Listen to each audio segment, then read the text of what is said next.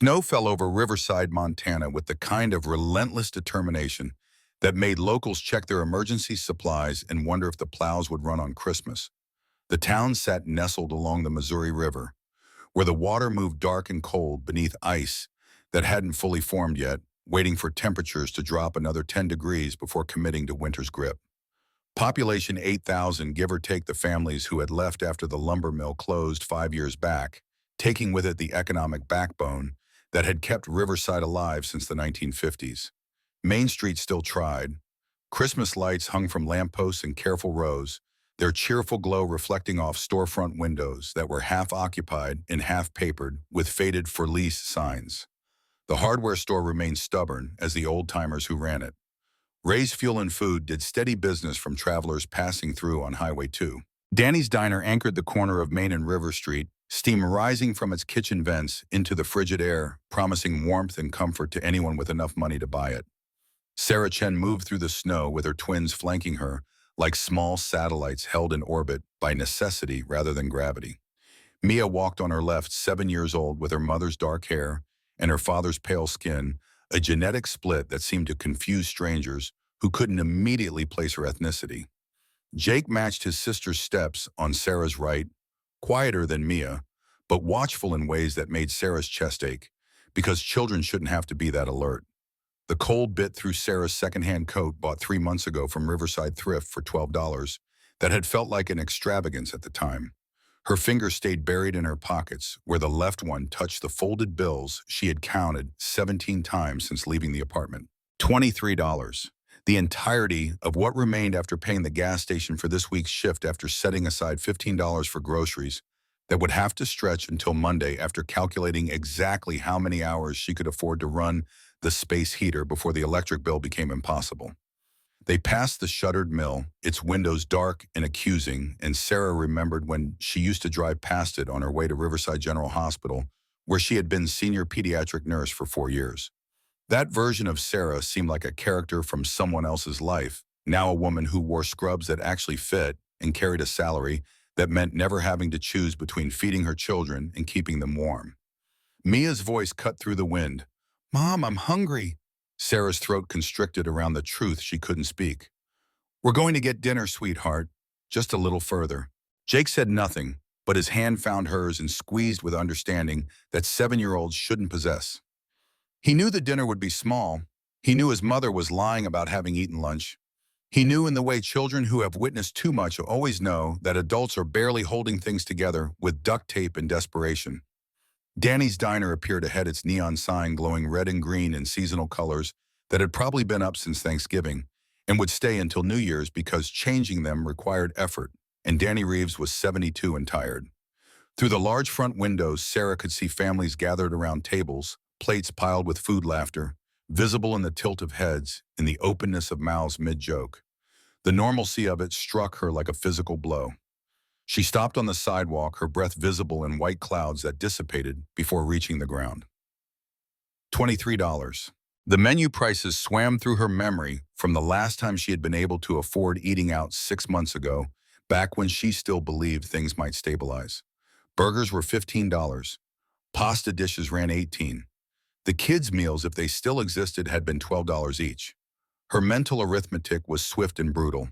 2 kids' meals would consume the entire $23 with tax.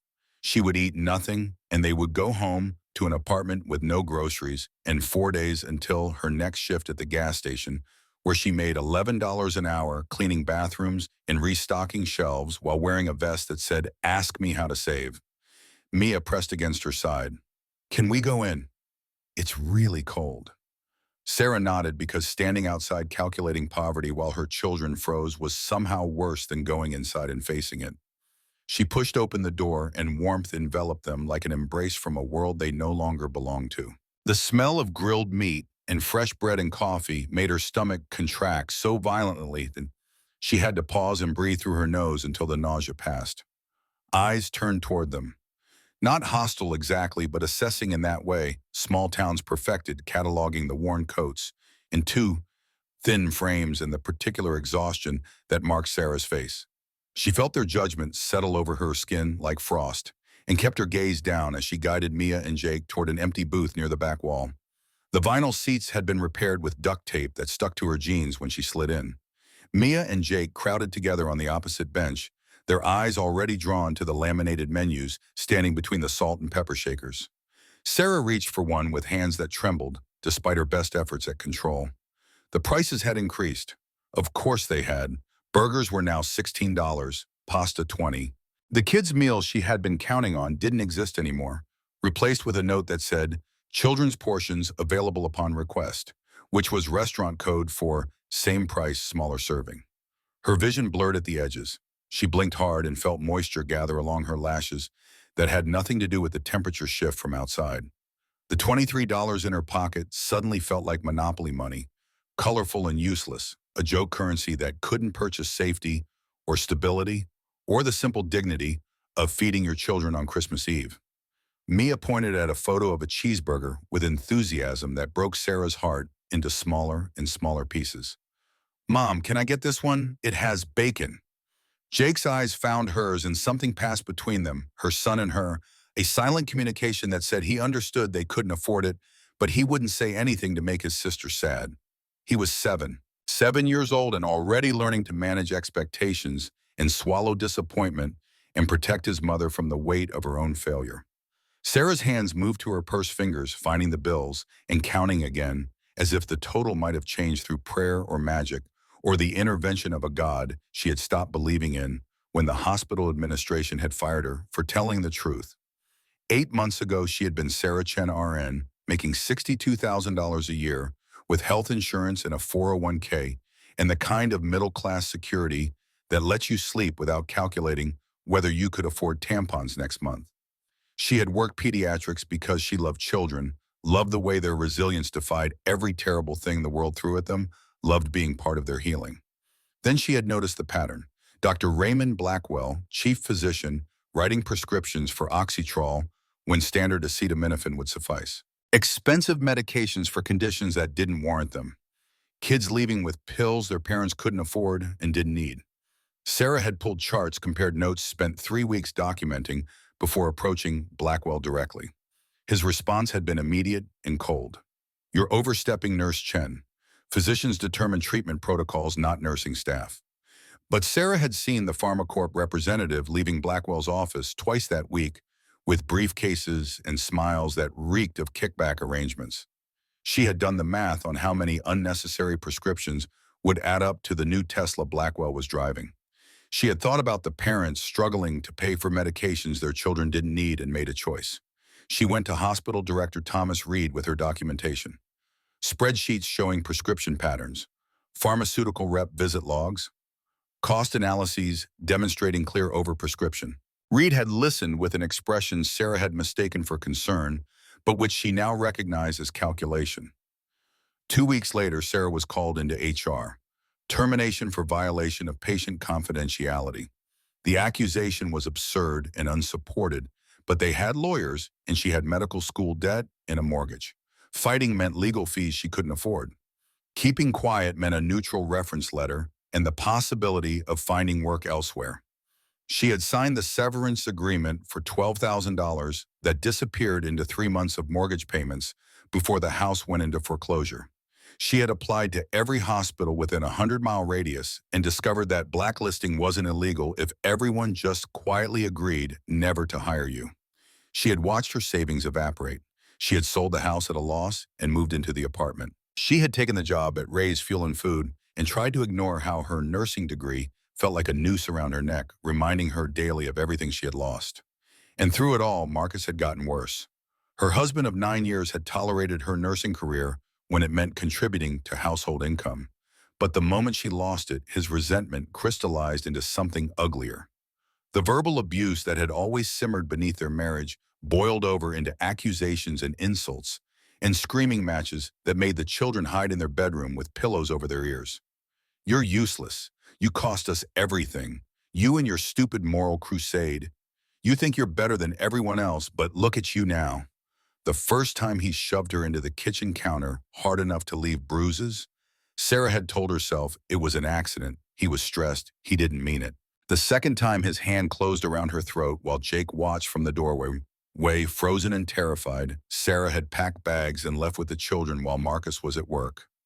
The divorce had been finalized 18 months ago. Full custody to Sarah with supervised visitation rights for Marcus every other weekend.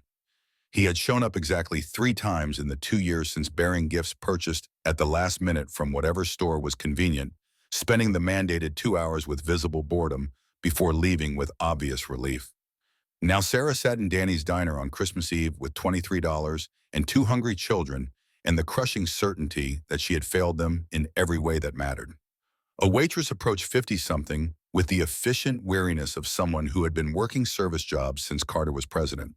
She placed 3 plastic menus on the table without making eye contact. "I'll give you folks a minute to decide." She was already walking away before Sarah could respond. Mia studied the menu with the focused intensity of someone planning a military campaign, while Jake sat motionless, his eyes on the table. Sarah stared at the list of options and felt time slow to the point where each second became something she could count. Soup. $8 for a bowl that would be barely enough for one child, let alone two. Bread came separately at $3. Tax would add another $1.10. That left $11 for groceries, and she needed milk and bread and peanut butter and anything to get them through the weekend. The calculation was simple and devastating. She could feed her children tonight, or she could feed them tomorrow. The choice between present hunger and future hunger, both guaranteed, neither avoidable. In the far corner of the diner, a group of men commanded attention through sheer physical presence alone. 5 of them built like they spent serious time in gyms or construction sites, tattoos visible on forearms despite the cold outside. Their laughter carried across the restaurant, not aggressive, but impossible to ignore, the kind of male camaraderie that took up space without apology. One of them looked different from his companions. Older, maybe mid-40s, with a shaved head that showed scars from fights or accidents, forearms thick as Sarah's thighs, hands that could probably palm a basketball without effort. He wore a leather jacket despite the indoor warmth, and there was something in his stillness that contrasted with the movement around him. Those eyes tracked to Sarah's booth and lingered. She felt the assessment like a physical touch, and her shoulders tense with defensive instinct born from 2 years of Marcus's unpredictable rage. But the man's expression held no threat. Instead, there was something else, something that looked almost like recognition, though Sarah knew with certainty they had never met. He watched as she opened her purse again, watched as her fingers counted bills that hadn't multiplied, watched as she bit her lower lip hard enough to leave marks and blinked rapidly against tears that threatened to fall. The waitress returned with pad and pen. "What can I get you folks?" Sarah's voice emerged smaller than she intended, carrying apology like a flavor. "We'll have 1 bowl of soup and 1 order of bread, please." Mia's head snapped up. "Just 1 soup. What are you getting, Mom?" The lie tasted like rust in an ash. "I ate earlier, sweetheart. I'm not very hungry. You two share, and then we'll have a nice dinner tomorrow." Jake's expression said he knew she was lying, but he wouldn't call her out. Mia looked between her brother and mother, her 7-year-old mind working to understand the math that didn't quite add up. "Are you sure you didn't eat breakfast either?" Sarah reached across the table and took Mia's hand, squeezing with false brightness. "I'm sure, baby. You just eat whatever you want." The waitress scribbled the order without comment and departed. Silence settled over their booth like snow accumulating in drifts, quiet and cold and impossible to clear. Sarah focused on her hands because looking at her children's faces would shatter whatever composure she had left. Across the diner, the large man stood. The movement drew attention because someone his size couldn't be subtle even if they tried. His companions glanced up in confusion as he walked away from their table. Without explanation, his footsteps heavy and deliberate against the worn linoleum. Sarah's chest tightened. He was walking toward them. She cataloged exits and calculated whether she could get the children out before he reached them, and hated herself for the automatic fear response that Marcus had branded into her nervous system. But the man walked past their booth without slowing and headed instead toward the counter where Danny Reeves stood near the register. The conversation was quiet, the man leaning in to speak directly to Danny, whose weathered face cycled through surprise and understanding. Sarah watched peripherally, not wanting to stare, but unable to completely ignore the exchange. Money changed hands more than she could count from this distance, bills that looked crisp and new. Danny picked up the phone behind the counter and dialed. The conversation lasted perhaps 30 seconds before he nodded and hung up. He said something else to the large man who nodded once and returned to his table. Sarah's attention snapped back to her own booth when the waitress reappeared, carrying a tray that couldn't possibly be their order. A bowl of soup and bread would fit on a single plate. This tray overflowed with food. 2 cheeseburgers with bacon, exactly like the one Mia had pointed at. Crispy fries piled high.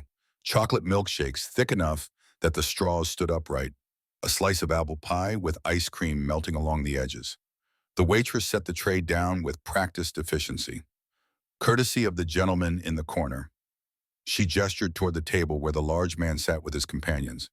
He wasn't looking at them, now engaged in conversation with his friends, but Sarah knew immediately which one she meant. Her first instinct was refusal. Pride demanded she send it back, that she not accept charity from strangers, that she maintain whatever dignity remained when you were counting dollars in a diner on Christmas Eve. But Mia and Jake were already leaning forward, their eyes wide with the kind of wonder that made Sarah's throat close completely. Jake whispered, "Mom, is this really for us?"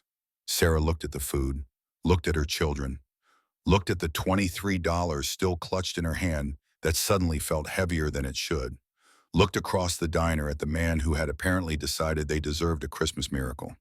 He met her gaze then, and something in his expression stopped her refusal before it could form. Not pity, not condescension, just simple human recognition of a mother who couldn't feed her children, and the understanding that sometimes accepting help was braver than refusing it. Her voice came out rough with emotion she couldn't contain. "Yes, baby, it's for us." Mia didn't wait for further confirmation. She grabbed a fry and bit into it with pure joy that made Sarah simultaneously grateful and devastated. Jake was more hesitant, glancing at his mother for permission that went deeper than the food itself. Sarah nodded and tears finally spilled over despite her best efforts. She wiped them quickly, but more came silent and relentless. The waitress had already disappeared, giving them privacy or avoiding discomfort, and Sarah was left sitting in a booth with food she hadn't paid for, while her children ate with the kind of enthusiasm that proved exactly how hungry they had been. She picked up her burger with shaking hands.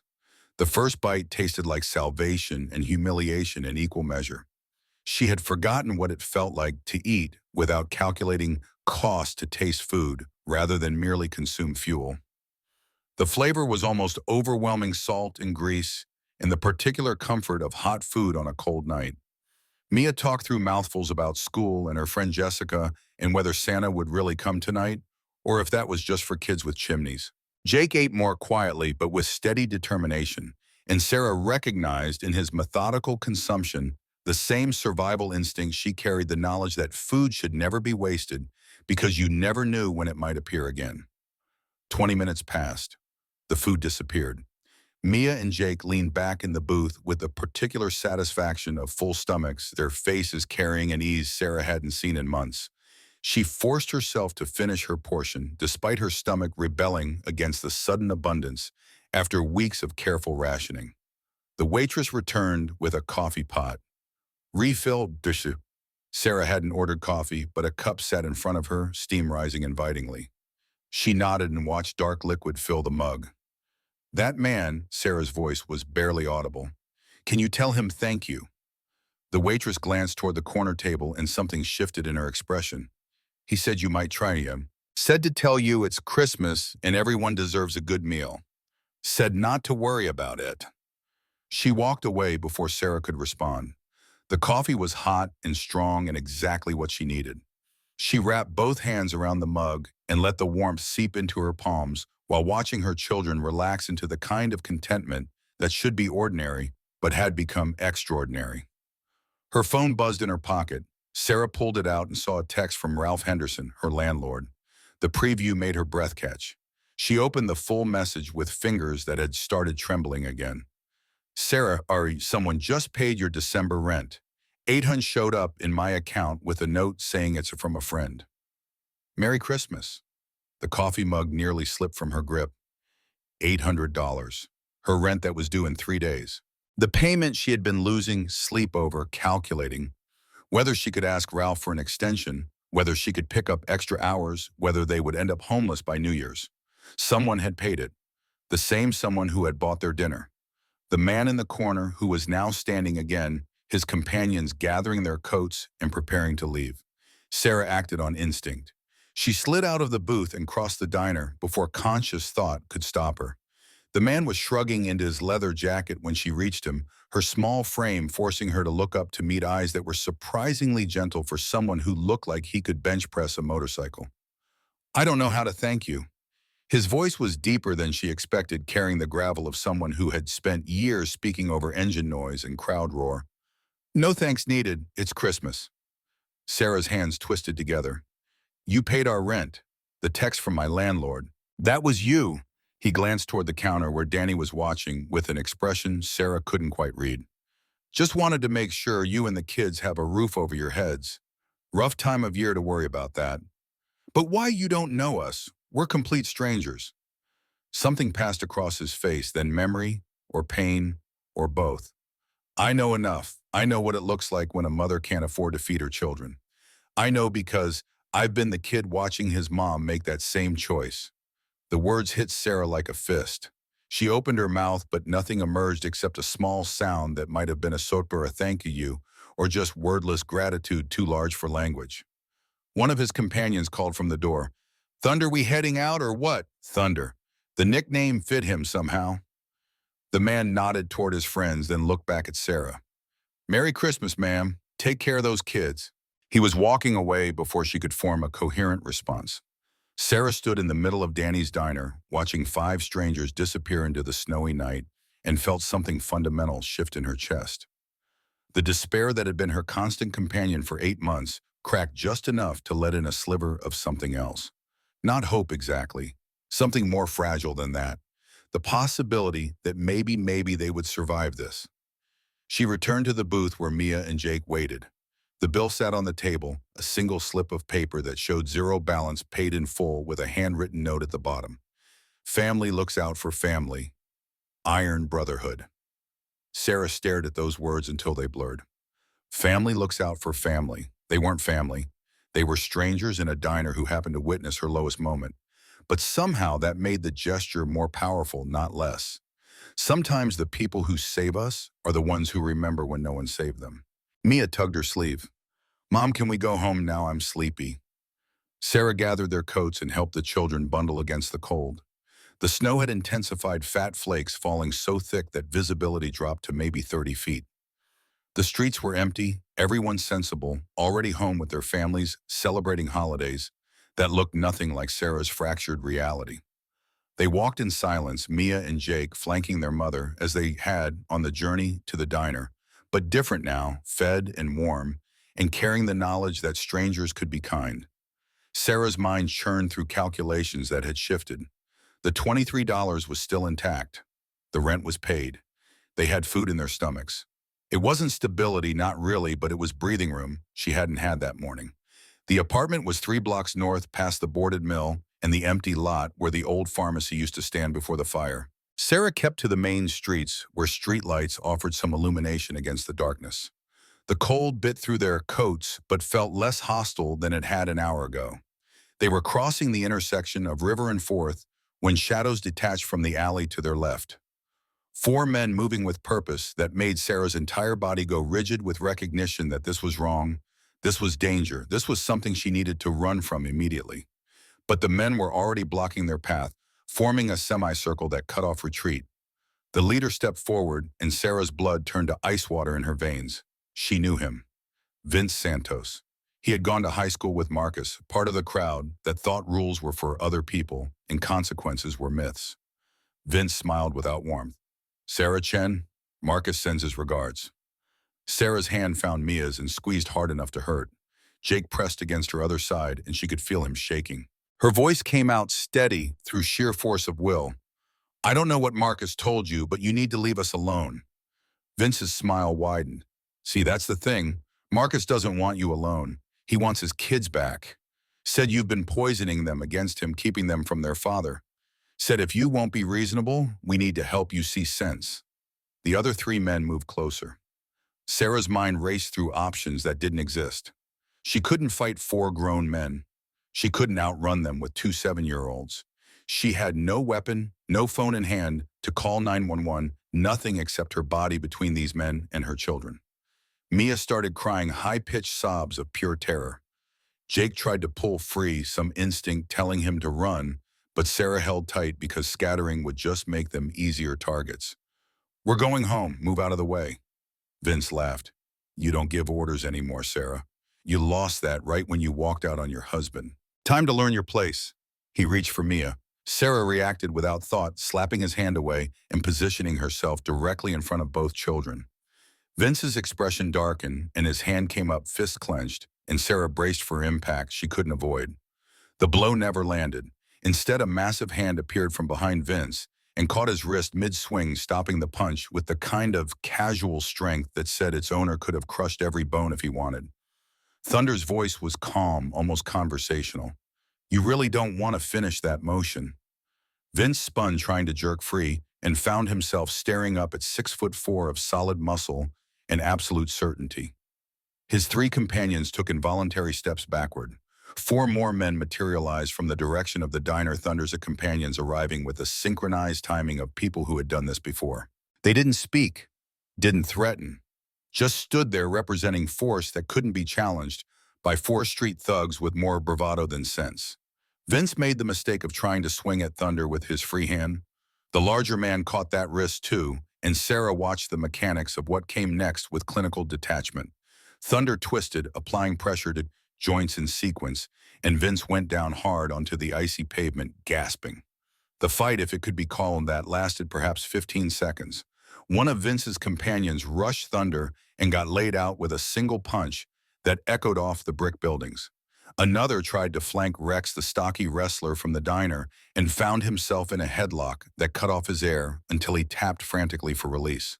The fourth had apparently learned from his companion's mistakes and simply put his hands up in surrender. Sarah stood frozen, her arms around Mia and Jake, watching violence unfold with the particular horror of someone who had seen too much of it already. But this was different. This wasn't rage or cruelty.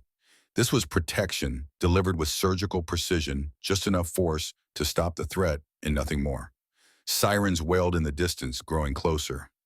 Thunder released Vince, who scrambled backward, cradling his wrist. "You broke my fucking arm." Thunder's expression suggested he had done no such thing, but was willing to remedy that oversight if needed. "You threatened children on Christmas Eve. You're lucky that's all you're walking away with." A Riverside police cruiser pulled up, lights painting the snow and alternating red and blue. Officer Rebecca Rodriguez emerged, 40-something, with the weathered competence of someone who had broken up too many fights in this dying town. Her eyes took in the scene with quick assessment. "Someone want to tell me what's happening here?" Vince started talking immediately, his version a garbled mess of accusations that Sarah had attacked them, that the wrestlers were assaulting innocent people, that this was all a misunderstanding. Rodriguez's expression suggested she was buying exactly none of it. Thunder spoke quietly. "These four men surrounded this woman and her children. The leader," he gestured to Vince, "attempted to assault her. We intervened. That's the entirety of what happened." Rodriguez looked at Sarah. "That accurate?" Sarah nodded, her voice emerging shaky. "They said Marcus sent them. My ex-husband. They were trying to, I don't know, take the kids or scare me or something." Recognition flashed across Rodriguez's face. She had been one of the officers who responded to domestic calls at Sarah's old house, back when Marcus's rages had gotten loud enough for neighbors to notice. "Marcus Chen is your ex?" "Yes." Rodriguez's attention shifted to Vince. "You know Marcus Chen?" Vince's silence was answer enough. Rodriguez pulled out her radio and called for backup, then turned to the other three men. "You three against the wall, hands where I can see them." They complied with varying degrees of reluctance. Rodriguez approached Vince. "You're under arrest for attempted assault and attempted kidnapping. You have the right to remain silent." The Miranda warnings faded to background noise as Sarah felt her legs finally give out. She would have fallen if Thunder hadn't been there, his hand steady under her elbow, keeping her upright, while her children clung to her coat. "I've got you." His voice was low enough that only she could hear. "You're safe." A second police car arrived, then a third. Statements were taken. Vince and his companions were loaded into cruisers with hands cuffed behind backs. Rodriguez took Sarah aside, her expression carrying professional sympathy that probably meant she had seen this pattern before. Sarah, this is escalation. Marcus sending people to intimidate you, that's serious. You need to file a restraining order. Sarah's laugh came out bitter. I have a restraining order. It expires next month, and he hasn't violated it personally. These men have nothing connecting them to him except my word against theirs. Rodriguez's jaw tightened. Vince Santos has a record. Assault intimidation for hire. He's not doing this for free. We'll get bank records, see if money changed once. But Sarah, she paused, making sure Sarah was actually listening. You can't go home tonight. If Marcus knows where you live, and he clearly does, it's not safe. Thunder stepped closer. We have a place. Safe house for situations exactly like this. Iron Brotherhood runs it for domestic violence survivors. Haven House about 10 miles outside town. You and the kids can stay there tonight as long as you need, really, until we figure out next steps. Sarah looked between Thunder and Rodriguez, her mind too overwhelmed to process decisions. Rodriguez gave a small nod. I know Haven House. It's legitimate, got state licensing and everything. You'd be safe there, Thunder. Mia whispered, Mom, I'm scared. The decision crystallized. Sarah nodded. Okay, yes. Thank you. One of Thunder's companions, the one they called Rex, pulled up in a large van with Iron Brotherhood painted on the side in elaborate script. Sarah and the children climbed in the interior, warm and smelling faintly of leather and motor oil. Thunder took the passenger seat while Rex drove, heading north out of Riverside toward darkness and snow and the uncertain sanctuary of strangers. Mia fell asleep against Sarah's shoulder within 5 minutes, exhausted by terror and the strange safety that followed. Jake stayed awake, watching Thunder with the particular intensity of a child trying to understand whether adults could be trusted or whether this was just another betrayal waiting to reveal itself. Thunder turned in his seat. My name's Jake Morrison. Everyone calls me Thunder because of my wrestling persona. Used to do MMA, now I'm on the professional circuit. These are my brothers from Iron Brotherhood. We're not a gang, before you ask. We're a charity organization that happens to be composed mostly of fighters and wrestlers. We run Haven House and a few other programs. Sarah found her voice. Why did you help us? At the diner, I mean. Before you knew about the attack. Thunder was quiet for a moment. My mom raised me alone after my dad died. Worked 3 jobs and still couldn't always make ends meet. One night when I was about 15, she took me to a diner with her last few dollars. Ordered soup for me, nothing for herself. When the bill came, she was short. The waitress humiliated her in front of everyone, made her wash dishes to pay the difference. He turned fully, his eyes meeting Sarah's in the darkness. I watched my mom cry while scrubbing pots, watched her dignity get stripped away because she was $3 short. I swore that night that if I ever had money, if I ever had power, I'd make sure no mother ever felt that shame again. So when I saw you counting money in that booth, when I saw you order 1 soup for 2 kids, I saw my mom. And I did what I wish someone had done for her 30 years ago. Sarah's throat was too tight to respond. She looked at this man who had no reason to care about her, who had intervened twice in one night to protect people he didn't know, and felt something break open inside her chest. Not hope still. Hope required too much energy, but gratitude that felt almost spiritual in its intensity. Haven House appeared through the snow, a converted motel with warm lights glowing from every window. The sign out front was professionally done, declaring it a licensed residential facility for families in crisis. Thunder helped them out of the van and into the lobby, where a woman in her 50s with kind eyes and efficient movements took over. I'm Diana, house manager. We've got a room ready for you and the children. Private bathroom, clean beds, locks on the door that only you control. You're safe here. Sarah followed Diana down a hallway painted in soft blues, past other doors where other families were presumably sleeping or trying to. The room was small but clean, 2 beds with thick comforters, a small table with chairs, a bathroom that looked recently renovated. Diana set towels on the dresser. Breakfast is at 8 in the common room, but if you need to sleep in, that's fine too. There's no schedule, no rules, except be respectful of other residents. You can stay as long as you need. The Brotherhood covers all costs. She left, closing the door softly. Sarah stood in the center of the room with Mia and Jake pressed against her sides and finally let herself cry. Not quiet tears this time, but wrenching sobs that came from 8 months of holding everything together while everything fell apart. The children cried with her, their small bodies shaking.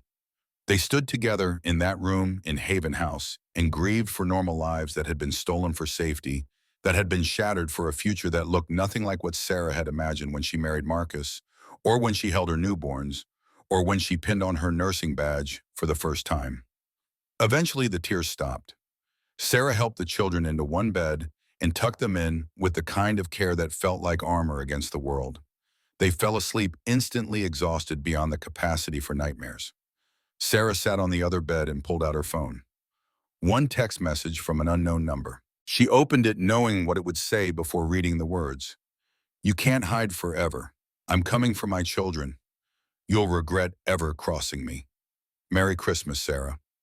Her hands shook holding the phone. Marcus. Of course it was Marcus. The attack hadn't been random intimidation. It had been calculated revenge, the opening salvo in a war she didn't have resources to fight. He had money from his sales job in Seattle. He had connections. He had rage and time, and the particular cruelty of someone who measured love in terms of control. Sarah looked at her sleeping children and felt something harden inside her chest. She had lost her career protecting children she didn't know. She had lost her house and her savings and her sense of safety. But she could not lose Mia and Jake to a man who saw them as possessions rather than people. Her phone buzzed again. Different number. She opened it cautiously. "This is Jake Morrison. Officer Rodriguez gave me your number. Hope that's okay. Just wanted you to know you're not alone in this. Whatever comes next, Iron Brotherhood has your back. Sleep well. You're safe tonight." Sarah read the message 3 times. Sleep well. You're safe tonight. 2 simple sentences that felt like a lifeline thrown to someone drowning in deep water. She saved the number and set the phone aside. Tomorrow would bring police statements and court filings and the beginning of a legal battle she had no idea how to navigate. Tomorrow would bring rent that was paid and groceries she could afford and the question of how to rebuild a life from ashes.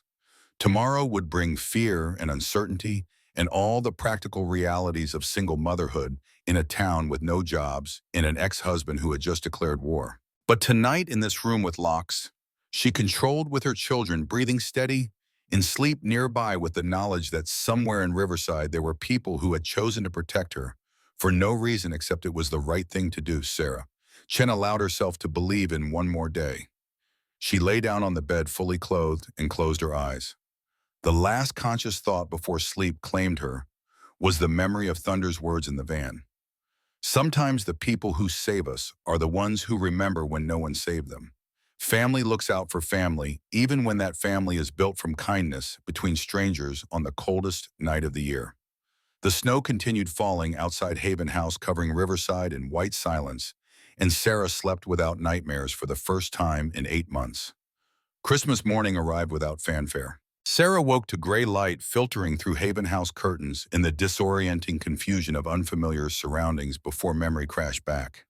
The attack, thunder, the text from Marcus. Her body ached from tension that had persisted even through sleep muscles, coiled tight against threats both real and imagined. Mia and Jake still slept in their bed, curled around each other like puppies seeking warmth. Sarah watched them breathe and felt the familiar weight of maternal terror settle across her shoulders. How did you protect children from their own father? How did you explain to 7-year-olds that the man who should love them unconditionally had weaponized that relationship into a tool for hurting their mother? Voices drifted from somewhere deeper in the building, the sound of community stirring to life. Sarah checked her phone. 7:30. 17 missed calls from unknown numbers that were probably Marcus using burner phones or friends' cells. She deleted them without listening to voicemails that would only contain variations of the same threats. One new text from Officer Rodriguez. "Vince Santos released on bail this morning. 5,000 bond, posted by anonymous third party. Stay where you are, I'll be in touch." Anonymous third party. Marcus, obviously. Throwing money at problems had always been his preferred solution, buying his way out of consequences while ensuring Sarah drowned under theirs. Sarah's hands clenched around the phone hard enough that the case creaked. A soft knock preceded Diana's voice. "Sarah, you awake? There's someone here to see you." Sarah pulled on her coat and slipped into the hallway where Diana stood with Thunder and another man Sarah didn't recognize. This second man was younger, maybe late 40s, with salt and pepper hair, and the particular watchfulness of law enforcement that never fully retired even after leaving the job. Thunder gestured to his companion. This is Leo Brandt, retired Riverside PD, now works as private investigator. He's helped Iron Brotherhood with background checks for Haven House residents, that kind of thing. I asked him to look into what happened last night. Leo's handshake was firm without being aggressive. Ms. Chen, I pulled some information on Vince Antos. You should probably sit down for this. They moved to Haven House's common room, a space that tried for warmth with donated furniture and children's drawings taped to walls. Coffee sat brewing on a counter that had seen better decades. Sarah poured herself a cup with hands that had started trembling again. Leo pulled out a tablet and swiped through screens with practiced efficiency. Vince Santos has an interesting resume. 3 assault charges, 2 stuck. Intimidation for hire, though that one got pled down to disturbing the peace. He's done time, 18 months total, across 2 stretches. But here's what's relevant to you. His bank account shows a deposit of $2,000 on December 22nd, 2 days before the attack. Sarah's coffee cup stopped halfway to her lips. From Marcus. Leo's expression suggested he had expected this conclusion. The deposit was cash through ATM, so no direct link. But the timing aligns. And I did some digging into Marcus Chen's financials. He withdrew $2,500 on December 20th from his Seattle bank account. Thunder leaned forward. So Marcus hired Vince to scare Sarah or grab the kids. That's conspiracy to commit kidnapping at minimum. Leo nodded slowly. In theory. In practice, proving Marcus paid Vince requires more than circumstantial timing. We need Vince to flip, give testimony that Marcus hired him. But Vince has loyalty to old high school connections and no incentive to cooperate when Marcus just bailed him out. Sarah set her cup down before she dropped it. The reality of her situation was crystallizing with brutal clarity. Marcus had money connections and willingness to break laws as long as he could avoid direct consequences. She had $23, a paid month's rent, and strangers who were kind but not obligated to keep protecting her. Her voice came out flat with despair she couldn't mask. He's going to take them, my children. I have no job, no permanent housing, no way to fight him legally. He'll file for custody modification, and I'll lose them because the system doesn't care about who's a better parent, just who has more resources. Diana sat beside Sarah, her presence steady. Except you're not alone in this. That's what Haven House is for. That's what Iron Brotherhood does. We help women fight back when abusive men try to use the system as another weapon. Thunder pulled out his phone and made a call that someone answered on the second ring. His end of the conversation was brief. Patricia Jake Morrison. Yeah, Merry Christmas to you too. Listen, we've got a situation. Custody case, domestic violence history, ex-husband escalating. Can you come to Haven House today? A pause. I know it's Christmas. I wouldn't ask if it wasn't urgent. Another pause. Thanks. See you in an hour. He pocketed the phone and met Sarah's eyes. Patricia Lynn, family law attorney, specializes in DV cases. She volunteers with our organization because she survived her own abusive marriage. She's good, Sarah. Really good. Sarah wanted to believe him, but hope felt dangerous, a luxury she couldn't afford when disappointment had become her default state. I can't pay an attorney. I can barely pay for groceries. Diana's response was matter of fact. Iron Brotherhood has a legal fund for exactly this situation. Patricia works pro bono for our residents. The Brotherhood covers filing fees and court costs. The generosity should have brought relief. Instead, Sarah felt the weight of debt, accumulating obligations she could never repay to people she barely knew. Her independence had been stripped away piece by piece over the past 8 months until even accepting help felt like another failure. Thunder seemed to read her expression.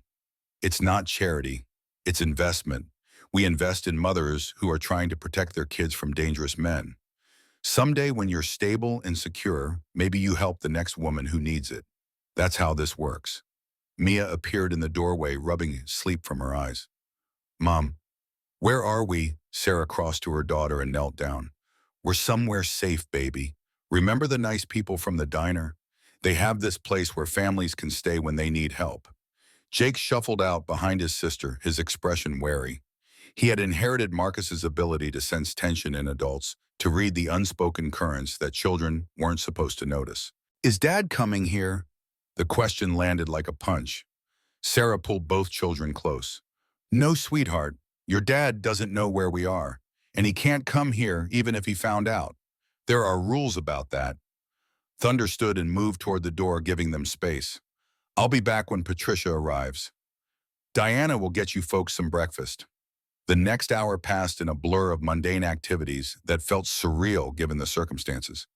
Sarah helped Mia and Jake navigate the breakfast buffet in Haven House's dining area, where other residents moved through their own crises with the particular exhaustion of women who had run out of options. A teenager with a black eye that was yellowing around the edges. A woman in her 60s with hands that shook when she poured orange juice. Three small children who played with donated toys while their mother stared at nothing with the expression of someone who had checked out mentally to survive. Sarah recognized herself in all of them. The shared experience of intimate partner violence created a sisterhood nobody wanted to join but couldn't escape once initiated. They nodded at each other in passing, acknowledging kinship without demanding stories that were too raw to speak aloud. Patricia Lynn arrived at 9:30 carrying a briefcase that looked expensive and wearing jeans that suggested she had indeed been pulled away from family Christmas. She was 40 Asian American like Sarah with short hair and an expression that balanced compassion with the particular hardness of someone who had learned to fight in courtrooms. They sat in a private office that Diana made available just Sarah and Patricia across a desk that had seen countless similar conversations. Patricia pulled out a legal pad and clicked her pen with practiced efficiency. Tell me everything. Start with when you met Marcus and don't leave anything out. The case we build depends on details. Sarah took a breath and began the story she had told in fragments to police and social workers and hospital staff, but never in its entirety to someone who was listening not to judge, but to strategize. The early relationship when Marcus had been charming and attentive, the red flags she had ignored because she was 23 and thought love meant compromising yourself. The marriage at 24 stable for the first few years while they both worked and built what looked like a normal life. The shift after the twins were born when Marcus's resentment began showing cracks. His anger when Sarah got promoted to senior nurse while his sales career plateaued. The verbal abuse that started small, casual put-downs about her appearance or intelligence and escalated into screaming matches that made neighbors complain. Patricia took notes without interrupting. Sarah described the first physical incident, Marcus shoving her into the kitchen counter during an argument about money. The bruises that lasted 2 weeks. The second time when his hand closed around her throat and Jake witnessed it from the doorway. The final straw when he threw her against the wall hard enough to crack plaster and she knew staying meant dying. I left that night, took the kids to my mom's house in Billings until I could get the restraining order, filed for divorce with a lawyer I couldn't afford, got full custody because Marcus's lawyer was overworked public defender who barely showed up to hearings. Patricia's pen moved steadily. And the supervised visitation, how's that been going? Sarah's laugh was bitter. He's shown up 3 times in 2 years, brings expensive gifts the kids don't need, and spends the whole 2 hours on his phone. The last visit was 8 months ago. He's never asked to modify the arrangement until now. Patricia underlined something in her notes. So sudden interest in custody after years of absence. That plays well for us. What changed? Why is he escalating now? Sarah had been asking herself the same question. I don't know, maybe he met someone new and wants to seem like involved father. Maybe he found out I'm struggling and sees opportunity to hurt me. With Marcus, it's always about control. He doesn't want the kids because he loves them. He wants them because I have them. Patricia set her pen down and met Sarah's eyes directly. I'm going to be honest with you. Custody cases are brutal even with clear evidence of abuse. Courts still default to children need both parents unless there's immediate physical danger. Marcus has money-stable employment, nice apartment in Seattle. You have, from a legal standpoint, instability. You lost your nursing career. You're living in a domestic violence shelter. You work part-time at a gas station. Each word was a nail driven into Sarah's chest. So I'm going to lose them. Patricia's response was immediate and fierce. I didn't say that. I said the case is hard. But here's what we do. We build your stability fast. We document every instance of Marcus's absence and abuse. We get testimony from witnesses. We make you look like what you are, a mother who lost everything protecting her children and is now rebuilding. That narrative matters. She flipped to a new page. First employment. Diana mentioned you're a nurse. Sarah's throat tightened. I was. I got blacklisted after reporting a doctor for taking pharma kickbacks. No hospital within 200 miles will hire me. Patricia made a note. What about clinics, private practices? I've applied everywhere. Nobody calls back. Patricia pulled out her phone and scrolled through contacts. I know someone. Dr. Helen Torres runs Riverside Family Clinic. She's married to Bull, one of Thunder's brothers from Iron Brotherhood. Let me make a call. The conversation lasted 5 minutes. Patricia's side was professional and persuasive, explaining Sarah's qualifications and the circumstances of her firing without making it sound like excuse or liability. She hung up and smiled. Dr. Torres needs a medical assistant. It's not nursing, but it's clinical work, full-time $18 an hour with benefits after 90 days. She wants to interview you tomorrow morning at 9. Sarah felt something crack open in her chest. She'll really hire me, even with the blacklist. Patricia's smile held satisfaction. Dr. Torres was also a whistleblower once. Hospital tried to silence her reporting of unsafe practices. She fought back and won, but remembers what it cost. She said, and I quote, I need people with integrity, not people who toe the line. Interview is a formality. Job's yours if you want it. $18 an hour. 40 hours a week. That was nearly $3,000 a month before taxes. Actual income that could pay rent and groceries and maybe eventually rebuild savings. Sarah's hands shook with the magnitude of this unexpected mercy. Patricia continued without pausing. Second housing. You can't stay at Haven House permanently. It's short-term crisis intervention. But Iron Brotherhood owns a small apartment building and investment property. 2-bedroom unit available $600 a month, which is below market, but you'd be actual tenant with real lease. Thunder said he'd co-sign. Sarah's throat went tight. Why would he do that? Co-signing makes him liable if I can't pay. Patricia's expression suggested she had heard this question before. Because the Brotherhood's entire mission is giving women the tools to escape abusive relationships. Housing and employment are those tools. Thunder co-signs for Haven House residents all the time. He's never been stuck with someone's rent yet because when women have stability, they use it. The pieces were falling into place with speed that felt almost suspicious. Job, housing, income. The building blocks of respectability that courts weighed when determining custody. It was too convenient, too perfectly aligned with what Patricia had said Sarah needed. Patricia seemed to read her hesitation. I know it feels orchestrated. That's because it is. The Brotherhood has done this enough times to have the system down. They're not doing it for you specifically, Sarah. They're doing it because this is what works. Stable housing plus steady employment plus legal representation equals winning custody cases. So we give you those things fast before Marcus can file.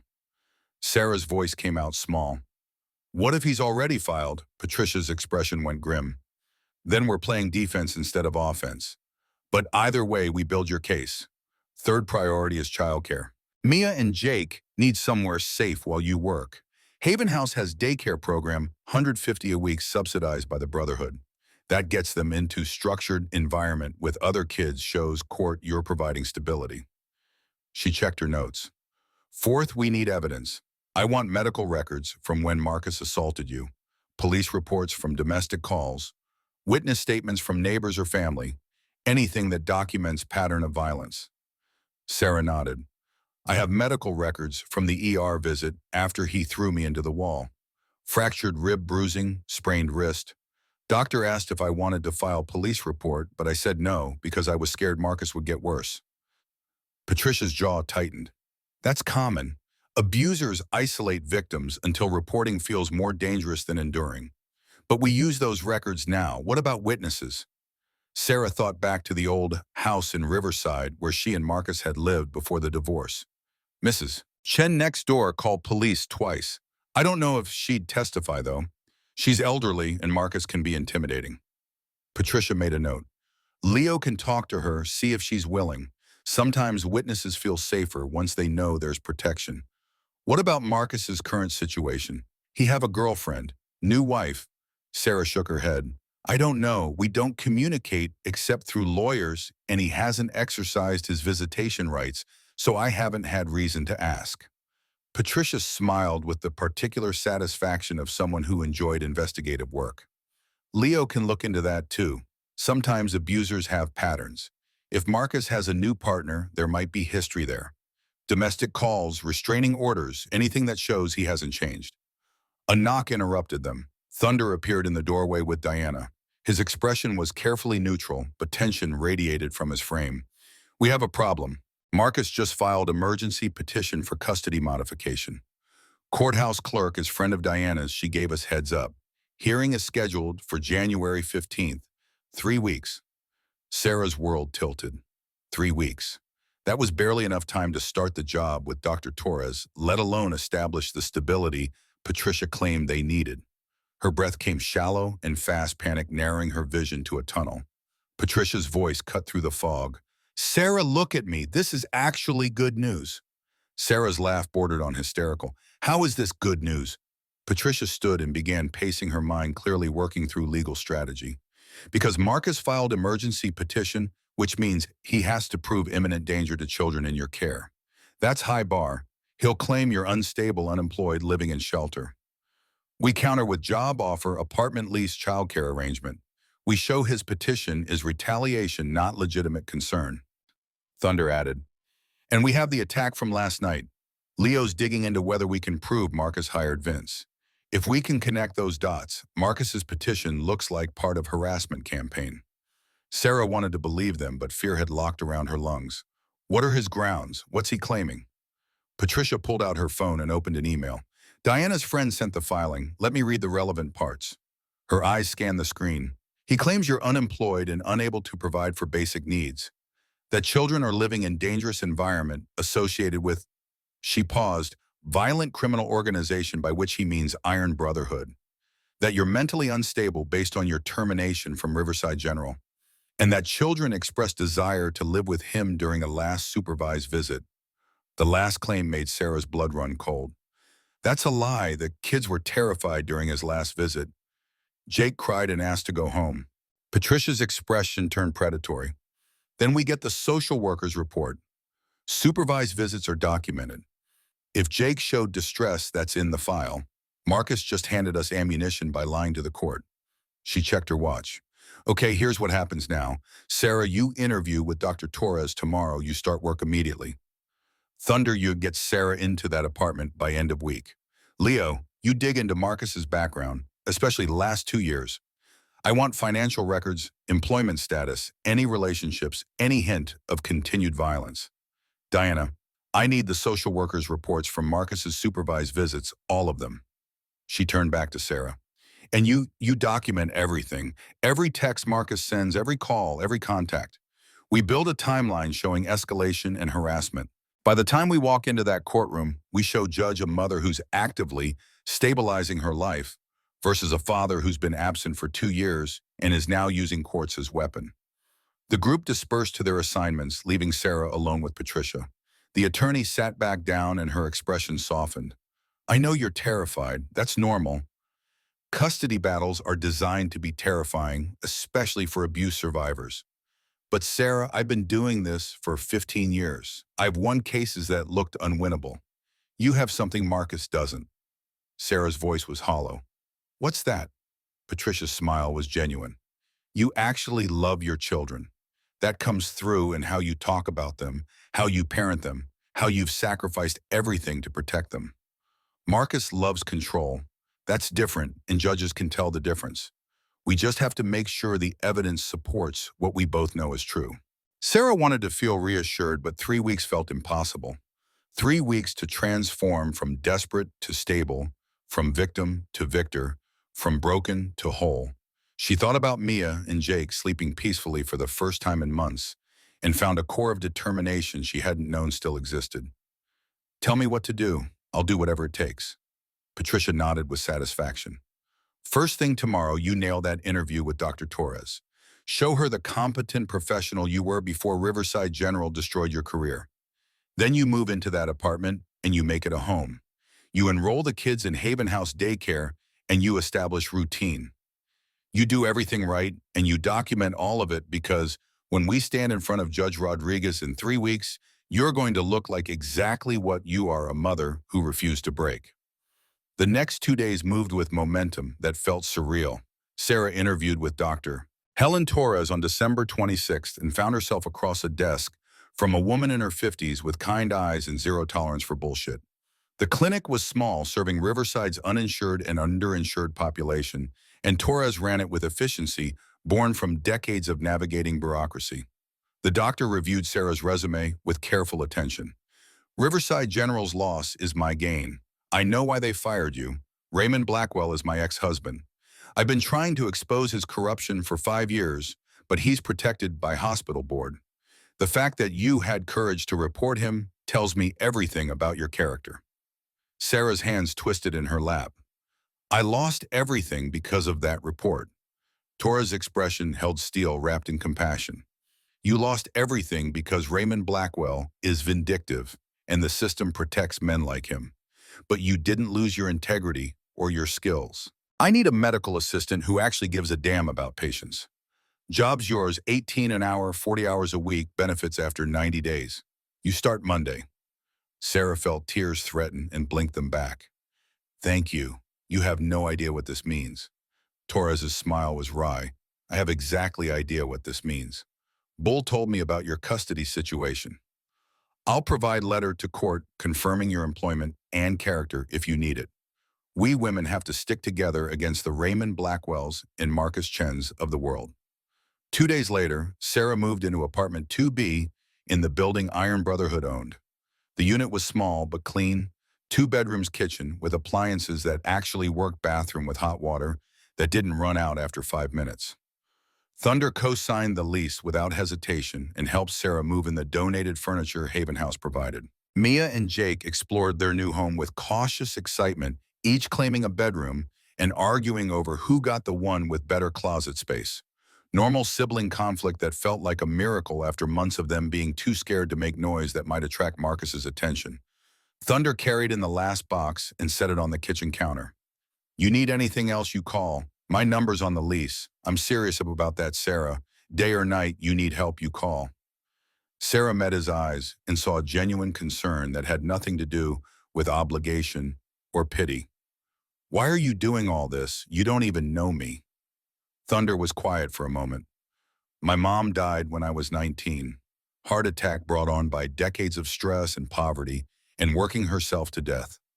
I was too young to help her when she needed it. Couldn't get her out of that situation, couldn't give her the stability she deserved. So now I do for other mothers what I couldn't do for mine. His voice roughened.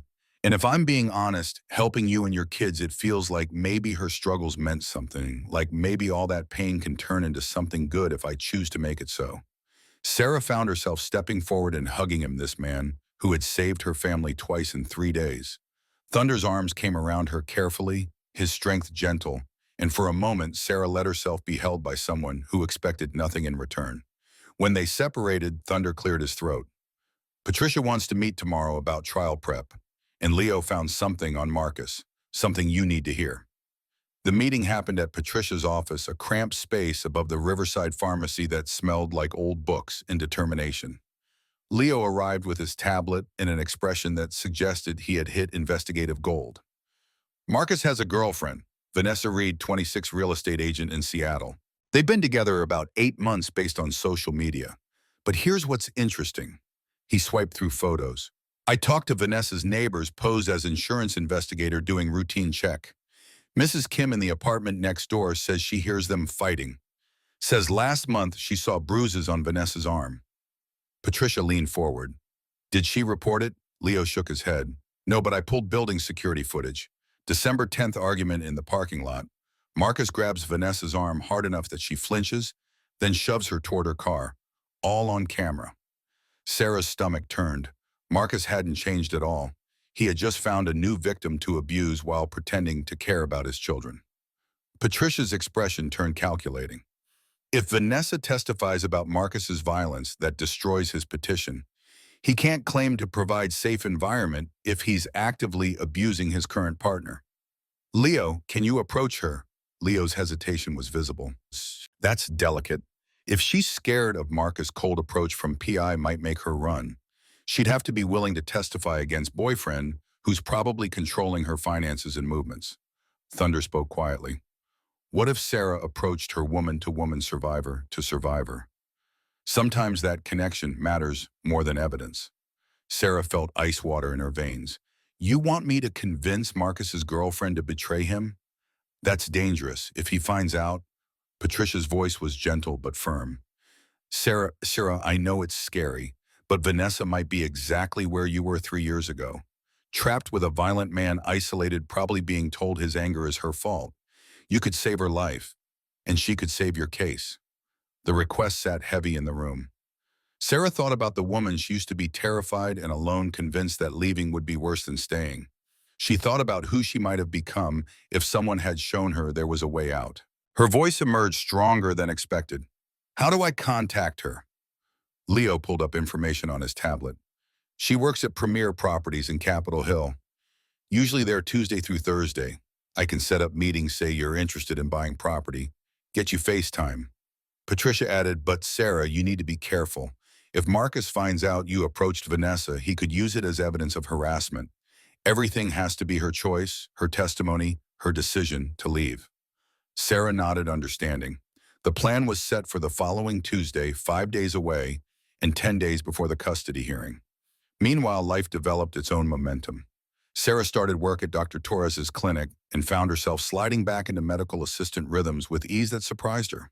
The work was satisfying in ways the gas station never could be, using skills she had thought were dead, along with her nursing career. Mia and Jake thrived in Haven House Daycare, making friends with other children whose mothers were also rebuilding lives from ruins.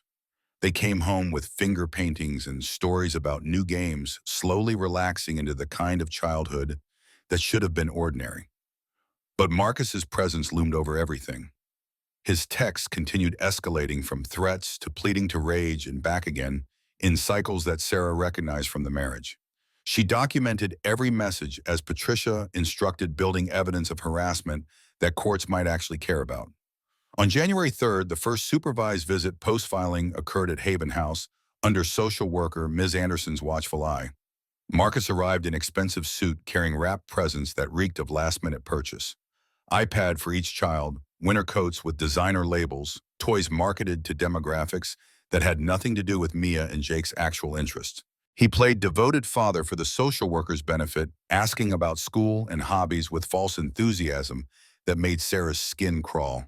But when Ms. Anderson stepped out briefly to take a phone call, Marcus's mask slipped. His whisper was venom. You think you can win? I'll bear you, Sarah. I have money, lawyers, resources. You have nothing. By the time I'm done, you'll be lucky to get supervised visits while I raise our children the way they should have been raised. Jake started crying high-pitched sobs that brought Ms. Anderson rushing back. Mia pressed against Sarah's side, trembling. The social worker took in the scene with clinical assessment.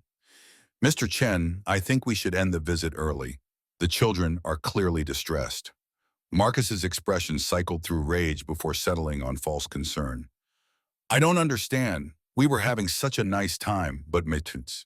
Anderson was already ushering Mia and Jake out, her professional demeanor suggesting she had seen this pattern before. After Marcus left, she pulled Sarah aside. I'll be documenting Jake's reaction in the early termination in my report. Off the record, this doesn't look good for Mr. Chen. Children don't have anxiety attacks around parents they feel safe with. 5 days later, Sarah stood outside Premier Properties in Seattle's Capitol Hill neighborhood, her heart hammering against her ribs. Thunder had driven her, waiting in the car while she went inside to request meeting with Vanessa Reed about property search.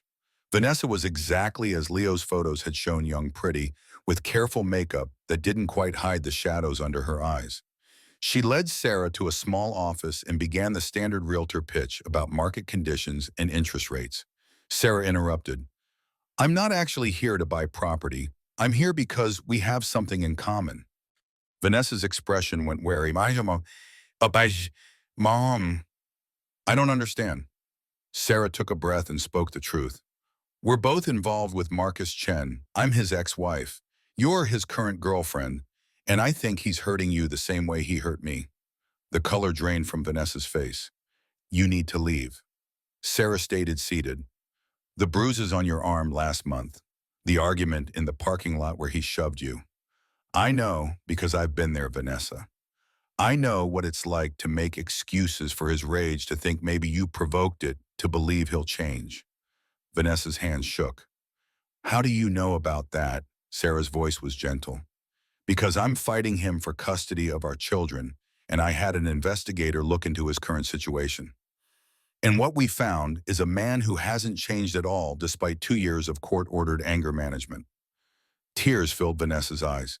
If Marcus finds out you came here— Sarah reached across the desk. He doesn't have to know. But Vanessa, there's a custody hearing in 10 days. Marcus is trying to take my children despite not seeing them for months. He's claiming he provides safe environment while he's actively abusing you. If you testify about his violence, you could stop him from getting custody.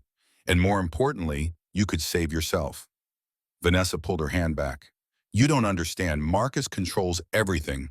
My apartment, my car lease. He got me this job through connections. If I testify against him, I lose everything. The parallel to Sarah's own situation was devastating. I understand better than you think. 3 years ago, I was where you are now. Trapped, isolated, convinced leaving would destroy me. But Vanessa staying will destroy you worse. Marcus doesn't get better. He gets more dangerous. Vanessa stood abruptly. You need to go. If someone sees us talking, if Marcus finds out— Sarah stood too, but pulled out a card Patricia had given her. This is a family lawyer who specializes in domestic violence cases. She can help you get restraining order, help you leave safely. And this— she pulled out a second card— is the director of Haven House, a shelter for abuse survivors. You call either of these numbers, you'll have protection.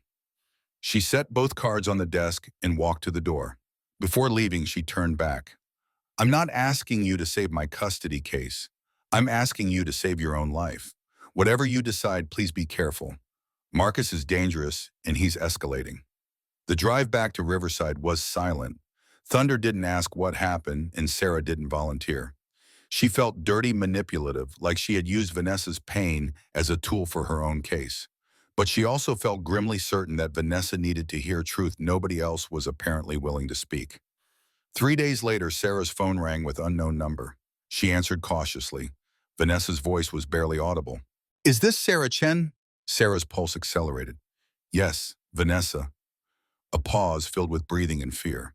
I need to talk to you. Can we meet somewhere Marcus won't find us? They met at a coffee shop in Bend, an hour south of Riverside Neutral Territory, where neither woman would be recognized. Vanessa arrived wearing long sleeves despite the heated interior, her hands shaking around her latte. Sarah waited for her to speak first. When Vanessa finally did, her voice carried the particular exhaustion of someone who had stopped lying to themselves. He's getting worse. Ever since he filed for custody, he's obsessed. Goes on rants about how you poisoned his children against him, how you're stealing his life. 2 nights ago, he threw a glass at the wall next to my head because I asked if we could talk about his anger. She pulled up her sleeve, revealing dark bruises in the shape of fingerprints. He did this yesterday when I said maybe he should consider therapy. Grabbed my arm and twisted until I apologized for suggesting he needed help. Sarah's hands clenched. You need to leave him, Vanessa. Today. Right now. Come back to Riverside with me. We'll get you into Haven House. Vanessa shook her head. I can't just leave. Marcus will come after me. He knows where my parents live, where my sister works. He's threatened them before when I tried to break up with him. Sarah felt sick. Marcus's playbook never changed, just the names of his victims. Then we get you protection, restraining order, police involvement. Patricia Lynn, the lawyer I told you about, she can file emergency protective order this afternoon. Vanessa's tears finally spilled over. If I testify against him in your custody case, will that help? Will it show the judge who Marcus really is? Sarah wanted to say yes, but honesty mattered more than strategy. It might, but Vanessa, you don't testify for my case. You testify to protect yourself. Getting Marcus on record as abuser in family court creates paper trail that protects you later. Vanessa pulled out her phone with trembling hands. I have recordings, video of him destroying things in rage, audio where he says, He doesn't actually want the kids, he just wants to watch you suffer. Photos of injuries, text messages where he threatens me. Is that enough? Sarah's breath caught. That's more than enough. That's everything. They called Patricia from the coffee shop. The attorney drove to Bend within the hour and spent 3 hours with Vanessa documenting abuse, filing restraining order paperwork, arranging temporary housing at Haven House. By evening, Vanessa had packed essentials from her apartment while police stood guard and was ensconced in a private room where Marcus couldn't find her. That night, Sarah lay awake in her apartment, listening to Mia and Jake's steady breathing through the thin walls, and thought about the strange mathematics of survival. She had gone to Seattle to save her custody case. Instead, she had maybe saved Vanessa's life.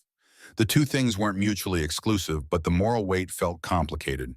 Thunder had been right about something, though. Sometimes the people who save us are the ones who remember when no one saved them. Sarah had survived Marcus, and that survival meant she could recognize the signs in someone else. Could offer Vanessa the lifeline nobody had offered Sarah until it was almost too late. The following morning brought unexpected crisis. Sarah's shift at Dr. Torres's clinic was supposed to end at 5 but ran late when a patient needed urgent care. It was nearly 6 when she emerged into the parking lot and found Marcus waiting beside her car. Her entire body went rigid. The restraining order prohibited him from coming within 500 feet. Being here was violation that could land him in jail. But Marcus didn't seem to care, his face twisted with rage that Sarah recognized as preceding violence. You turned Vanessa against me. You went to Seattle and poisoned her mind just like you poisoned my kids. Sarah kept her keys clutched in her fist, positioned to use as weapon if necessary. Vanessa left you because you're abusive. I just showed her she had options. Marcus advanced. You destroyed my life. First you cost us the house with your moral crusade at the hospital. Then you took my children. Now you're trying to take Vanessa. You're a cancer, Sarah. You ruin everything you touch. His hand came up and Sarah braced for impact. But thunder appeared from nowhere, his truck screeching into the parking lot, his massive frame positioning itself between Sarah and Marcus before fists could connect. Thunder's voice was deadly calm. Step back, Marcus, right now. Marcus recognized him from news coverage, the famous wrestler from Riverside. His bravado faltered, but rage pushed him forward. This is between me and my wife. Thunder's correction was sharp. Ex-wife. And you're in violation of restraining order. I've already called police. You touch her, you don't wait for police. You deal with me. Marcus made the catastrophic mistake of swinging at Thunder. The wrestler caught his fist midair and twisted, applying pressure that brought Marcus to his knees with a yelp of pain. Thunder held him there, not increasing force, but not releasing either until Officer Rodriguez arrived with lights flashing. Rodriguez took in the scene with weary recognition. Mr. Chen, you're under arrest for violation of restraining order and attempted assault. You have the right to remain silent. As Marcus was led away in handcuffs, still shouting threats, Thunder turned to Sarah. You okay? Sarah nodded, but her hands wouldn't stop shaking. How did you know to come here? Thunder's expression was gentle. I've been keeping an eye on clinic parking lots since you started working. Figured Marcus might try something once he found out where you were employed. Guess I figured right. Sarah felt something shift in her chest. This man who had saved her 3 times now, who asked for nothing in return, who simply showed up when she needed protection. She stepped forward and kissed him, brief and chaste, but full of gratitude, and something else she wasn't ready to name. Thunder went still, surprised. When she pulled back, his eyes held questions he didn't voice. Sarah's voice was soft. Thank you for everything, for seeing us, for not walking away. Thunder's smile was genuine and warm. I'm not going anywhere, Sarah. Whatever comes next, you're not alone. The custody hearing was 6 days away. Marcus was in jail on violation charges. Vanessa was safe at Haven House preparing to testify. Sarah had employment, housing, stability. The pieces were falling into place, but the outcome remained uncertain. That night, Sarah sat at her small kitchen table with Mia and Jake doing homework beside her and thought about the strange journey from that booth at Danny's Diner to this moment. She had been broken, then convinced she had nothing left to give. But somewhere between Thunder's intervention and Patricia's strategy and Vanessa's courage, Sarah had found strength she didn't know remained. Tomorrow they would finalize trial preparation. Patricia would review testimony, Leo would present evidence, and Sarah would stand in front of Judge Rodriguez and fight for her children with every weapon they had assembled. She looked at Mia, bent over math homework, at Jake, carefully coloring inside the lines of a history worksheet, and made a promise. Whatever it took, whatever the cost, she would not let Marcus take them. The bravest thing wasn't fighting back. It was standing up when you were terrified. And Sarah Chen had never been more terrified or more ready to fight than she was in this moment, with everything on the line. January 15th arrived with the particular crispness that made Montana winters feel like they were testing human endurance. Sarah, dressed in the only professional outfit she owned, a navy blue suit Patricia had helped her select from Riverside Thrift, and stood in front of the bathroom mirror, practicing the statement she would deliver to Judge Rodriguez. Her hands shook no matter how many times she rehearsed. Mia and Jake sat on the couch in their apartment, watching cartoons with Diana from Haven House, who had volunteered to stay with them during the hearing. Both children had been quieter than usual all week, sensing the weight of what was coming, even if they didn't fully understand the mechanics. Jake walked to his mother and wrapped his arms around her waist. "Are you going to bring us home tonight?" The question destroyed her. Sarah knelt down and held his face between her palms. "I'm going to fight with everything I have to make sure we stay together. The judge is going to ask questions, and I'm going to tell her the truth. That's all I can do, baby." Mia joined the embrace, her small voice muffled against Sarah's shoulder. "What if Dad says bad things about you?" Sarah pulled both children closer. "Then the judge will listen to both sides and make the fairest decision she can. But I need you to know something. No matter what happens in that courtroom, I love you both more than anything in this world.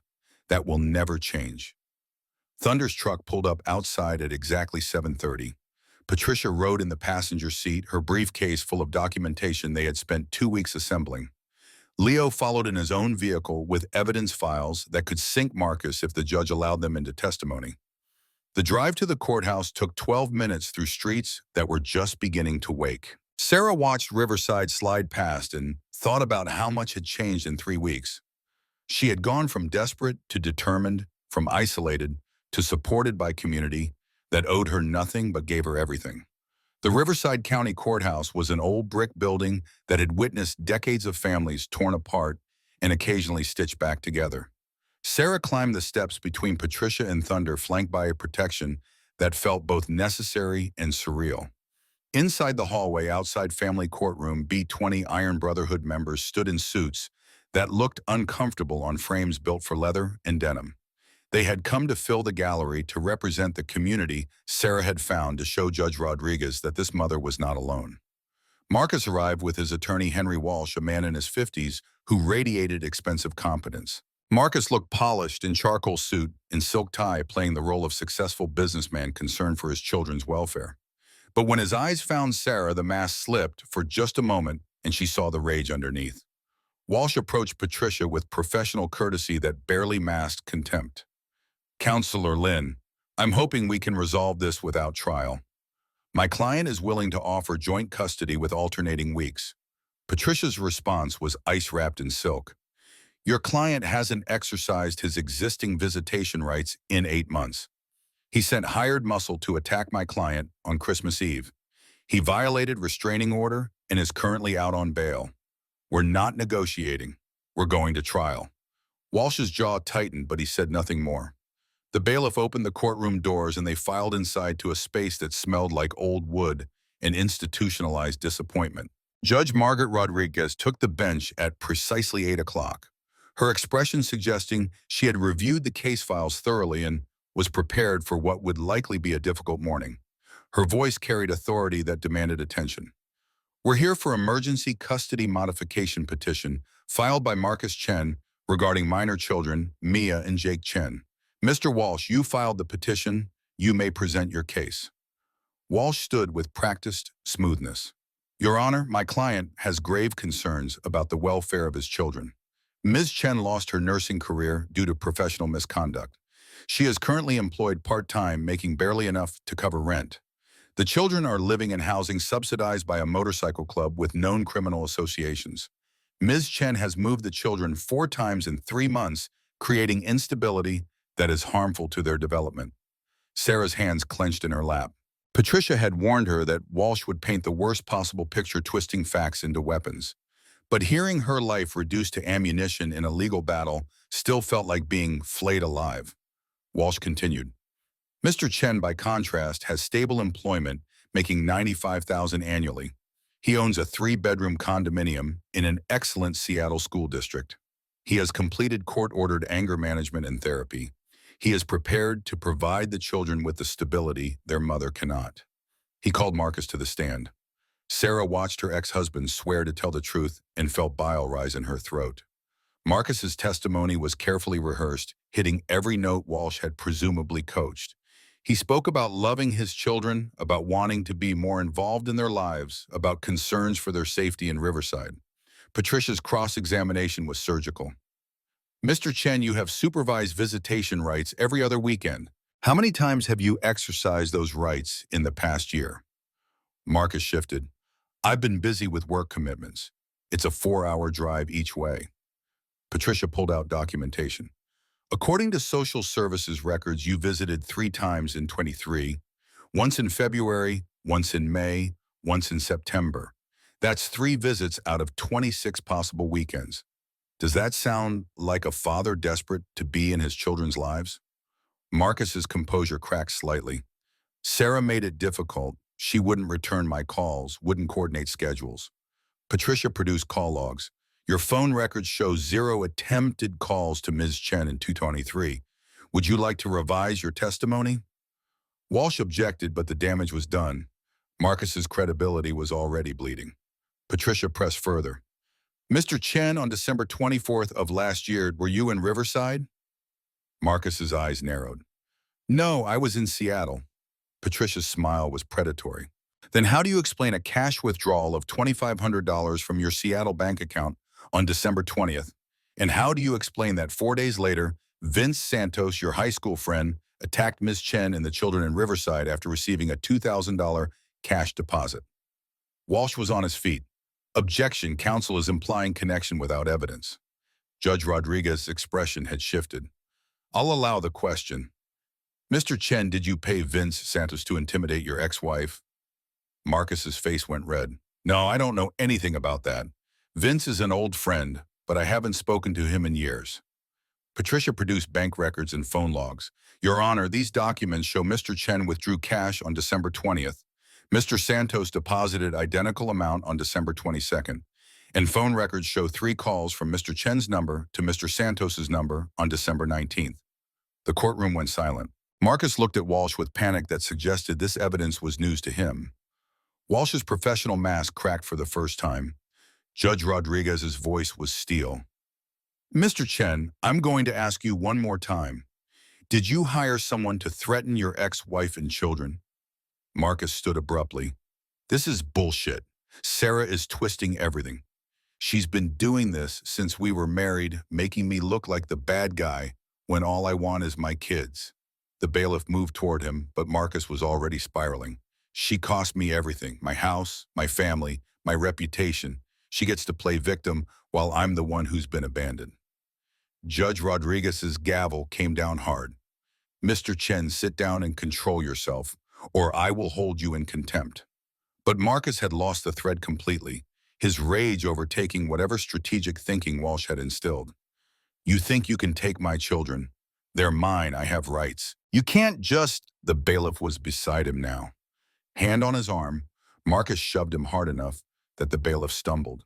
2 more court officers moved in and Marcus swung wildly, connecting with one officer's jaw before they tackled him to the ground. Sarah watched in horror as the man she had once loved was restrained with handcuffs, still shouting incoherently about his rights and Sarah's betrayal. Judge Rodriguez's expression had gone from stern to furious. Mr. Chen, you are in contempt of court. Bailiff, remove him. Mr. Walsh, your client, just assaulted a court officer in front of me. This hearing is over. Walsh looked like he wanted the floor to swallow him. Your Honor, I apologize for my client's behavior. If I could request a brief recess, Judge Rodriguez cut him off. No recess, Miss Lynn, call your witnesses. Patricia stood smoothly, having apparently anticipated this exact scenario. The petitioners called Vanessa Reed. Vanessa entered from the hallway where she had been waiting. She looked terrified but determined, wearing a simple dress that showed healing bruises on her arms. She took the stand and swore her oath with a voice that shook but held. Patricia's questions were gentle but direct. "Ms. Reed, how do you know Marcus Chen?" Vanessa's voice was barely audible. "He's my boyfriend, or he was. We've been together 8 months." Patricia continued. "Can you describe the nature of your relationship?" Vanessa took a breath. "It started well. He was charming, attentive. But after a few months, he became controlling. Wanted to know where I was all the time, who I talked to. Got angry if I didn't respond to his texts immediately." Patricia pulled up photos on the courtroom monitor. "Ms. Reed, can you identify what we're seeing in these images?" Vanessa's eyes filled with tears. "Those are bruises Marcus gave me. That one on my arm is from when he grabbed me during an argument. The one on my ribs is from when he shoved me into a counter." Patricia let that sit. "Did Mr. Chen ever discuss his children with you?" Vanessa nodded. "He talked about them sometimes, but it was always in the context of Sarah, how she'd poisoned them against him, how she'd ruined his life. He said he was filing for custody, but when I asked if he missed the kids, he said—" She paused, clearly remembering exact words. "He said he didn't care about having them. He just wanted Sarah to suffer." Patricia produced her phone. "Ms. Reed, is this your voice in this recording?" Vanessa listened to audio that filled the courtroom. Marcus's voice distorted slightly, but recognizable, ranting about Sarah. "I'll get those kids just to watch her squirm. She thinks she won by leaving me. I'll show her what winning actually looks like. I'll take everything from her the way she took everything from me." Vanessa confirmed. "That's from 3 weeks ago. I recorded it because I was scared. He was getting more violent, and I thought I might need evidence." Walsh's cross-examination was brief and ineffective. He tried to suggest Vanessa was lying to help Sarah's case, but the recordings and photos were irrefutable. When Vanessa stepped down, Patricia called Ms. Anderson, the social worker. Anderson's testimony was clinical and damning. During Mr. Chen's last supervised visit on January 3rd, one of the children, Jake, began crying when Mr. Chen whispered something to Ms. Chen. The visit was terminated early due to the child's distress. In my professional opinion, the children showed fear responses consistent with exposure to volatile parenting. Patricia rested her case. Judge Rodriguez called a 15-minute recess. Sarah sat in the hallway surrounded by Iron Brotherhood members who had witnessed Marcus's meltdown with grim satisfaction. Thunder sat beside her, his presence steady. "You did good in there. Stayed calm while he fell apart. That matters." Sarah's hands wouldn't stop shaking. What if she still gives him custody? What if the judge thinks I'm too unstable despite everything? Thunder's certainty was absolute. "She won't. I've seen enough custody cases to know." Marcus just showed the judge exactly who he is. No way she gives him unsupervised access after that. When they returned to the courtroom, Judge Rodriguez's expression was set. "I've reviewed all evidence and testimony. This is my ruling." Sarah's heart hammered so hard she could hear it in her ears. Judge Rodriguez continued, "Mr. Chen's petition for custody modification is denied. Full custody remains with Ms. Sarah Chen. Mr. Chen's visitation rights are modified to supervised visits only 2 hours every other week pending completion of anger management therapy and psychological evaluation." Sarah felt Thunder's hand find hers and squeeze, but the judge wasn't finished. "Furthermore, I am issuing a restraining order requiring Mr.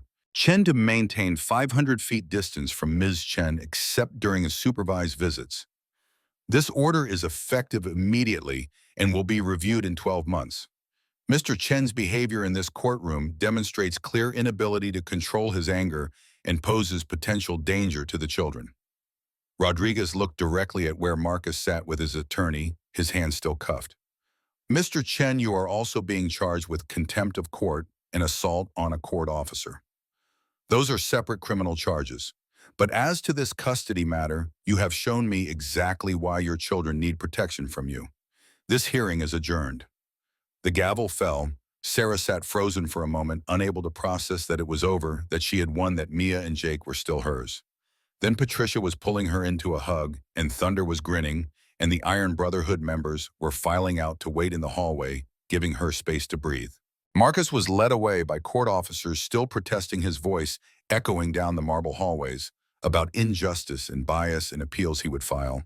Walsh looked exhausted and defeated, gathering his papers with the particular weariness of a lawyer who had just watched his case implode. Outside the courthouse, Sarah called Diana and asked to speak to Mia and Jake. When her children's voices came through the phone, bright with questions about when she would be home, Sarah's tears finally came. "I'm coming home right now, babies. We're staying together. You're safe." The weeks that followed developed their own momentum. Marcus remained in custody on the contempt and assault charges, unable to make bail after his courtroom outburst had been captured by court cameras and gone viral online. His employer in Seattle placed him on administrative leave pending resolution of criminal charges. His carefully constructed life was unraveling in real time. Vanessa moved from Haven House into her own apartment, with restraining order keeping Marcus away. She joined a support group for domestic violence survivors and slowly began rebuilding confidence that Marcus had systematically destroyed. She and Sarah developed a friendship built on shared trauma and mutual understanding of what it meant to escape. Sarah settled into routine at Dr. Torres' clinic, her skills sharpening with daily use. The patients were mostly low-income families who reminded Sarah of her own struggles, and she found purpose in helping them navigate systems designed to be impossible. Torres observed her work and began trusting her with more complex cases, acknowledging skills that went beyond medical assistant training. 3 months after the custody hearing on a Tuesday that felt like any other, Sarah received certified letter at the clinic. The return address was Riverside General Hospital. Her hands shook opening it, expecting some final cruelty from the institution that had destroyed her career. Instead, she found something unexpected. The letter began with formal language about investigations and findings. PharmaCorp's relationship with Dr. Raymond Blackwell had been exposed by federal investigators following anonymous tip. Blackwell and hospital director Thomas Reed had been terminated. The hospital board had completed review of Sarah's whistleblower complaint and determined her firing had been retaliatory and unjust. The hospital was offering reinstatement, senior pediatric nurse position, $65,000 annually with full benefits and back pay for the 20 months since her termination. Public apology, letter of recommendation for any future employment, and a settlement offer of $50,000 for wrongful termination to be paid immediately upon signing release. Sarah read the letter 3 times, unable to process what it meant. Vindication, restoration, everything she had lost being handed back with interest. But sitting in the clinic where she had found new purpose surrounded by patients who needed her, the choice wasn't as simple as it should have been. Dr. Torres found her in the break room, staring at the letter. "Bad news." Sarah handed it over. Torres read quickly, her expression cycling through surprise and satisfaction. "Raymond finally got what he deserved. And you got justice. That's wonderful, Sarah." But her voice held question rather than congratulation. Sarah met her eyes. "I don't know if I want to go back. The hospital took everything from me. Even if they're offering restoration, the trust is gone." Torres sat down across from her. "Then don't go back. Stay here. I'll match their salary and benefits. We serve people who actually need us, not people who can afford to shop for health care. That matters." Sarah felt something settle in her chest. "What about the settlement? $50,000 would change everything for me and the kids." Torres' smile was knowing. "Take the settlement, make them pay for what they did to you. Donate some to Iron Brotherhood if you want to give back. Use the rest for security for Mia and Jake's future. But don't let their money buy back the career they stole. Build something new instead." The decision crystallized. Sarah accepted the settlement but declined reinstatement. She negotiated with Riverside General's legal team for the apology to be public and the recommendation letter to acknowledge her whistleblowing as ethical action rather than misconduct. The hospital agreed, desperate to avoid federal investigation into their retaliation practices. Sarah donated $25,000 to Iron Brotherhood's Haven House Fund, invested $20,000 in education accounts for Mia and Jake, used the remaining $5,000 to furnish her apartment properly, and build emergency savings that meant never again counting dollars in a diner. Her relationship with Thunder developed, slowly built on friendship that gradually deepened into something more. He was patient with her trauma responses, never pushing for more than she could give, understanding that healing couldn't be rushed. 6 months after the custody hearing, they had their first official date at Danny's Diner, where everything had begun. They sat in the same booth where Sarah had once ordered one soup for 2 children. This time they split a pizza and laughed about Thunder's terrible taste in movies and Sarah's inability to understand wrestling storylines that he swore made perfect sense. When he walked her to her door afterward, she kissed him with intention rather than gratitude, and the difference mattered. Marcus served 90 days for contempt and assault on the court officer. Upon release, he was required to complete intensive therapy and anger management before being allowed even supervised visitation. He attended exactly 2 sessions before disappearing from the system, entirely moving to California and abandoning his parental rights through simple absence. Mia and Jake thrived without his shadow over their lives. They made friends at school. They stopped flinching when doors slammed. They laughed without checking first to see if laughter was permitted. They became children again, instead of small soldiers navigating a war zone. Sarah expected to feel relief when Marcus stopped trying to contact them. Instead, she felt grief for the father her children deserved, but would never have for the man Marcus could have been if he had chosen healing over rage. Then on Christmas Eve, exactly 1 year after Thunder had paid their dinner bill and changed the trajectory of their lives, Sarah received an unexpected call. The number was unknown, but something made her answer.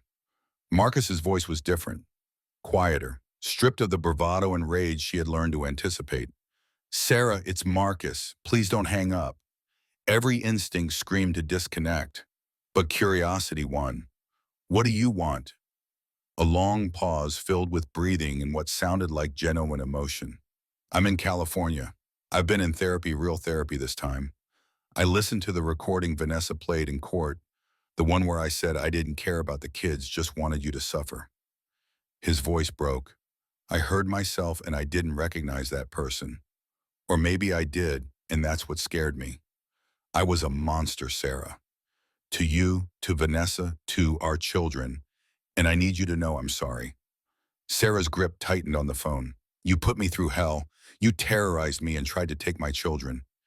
You hit me and choked me and made me believe I was worthless. Sorry doesn't fix that." Marcus's response was immediate. "I know.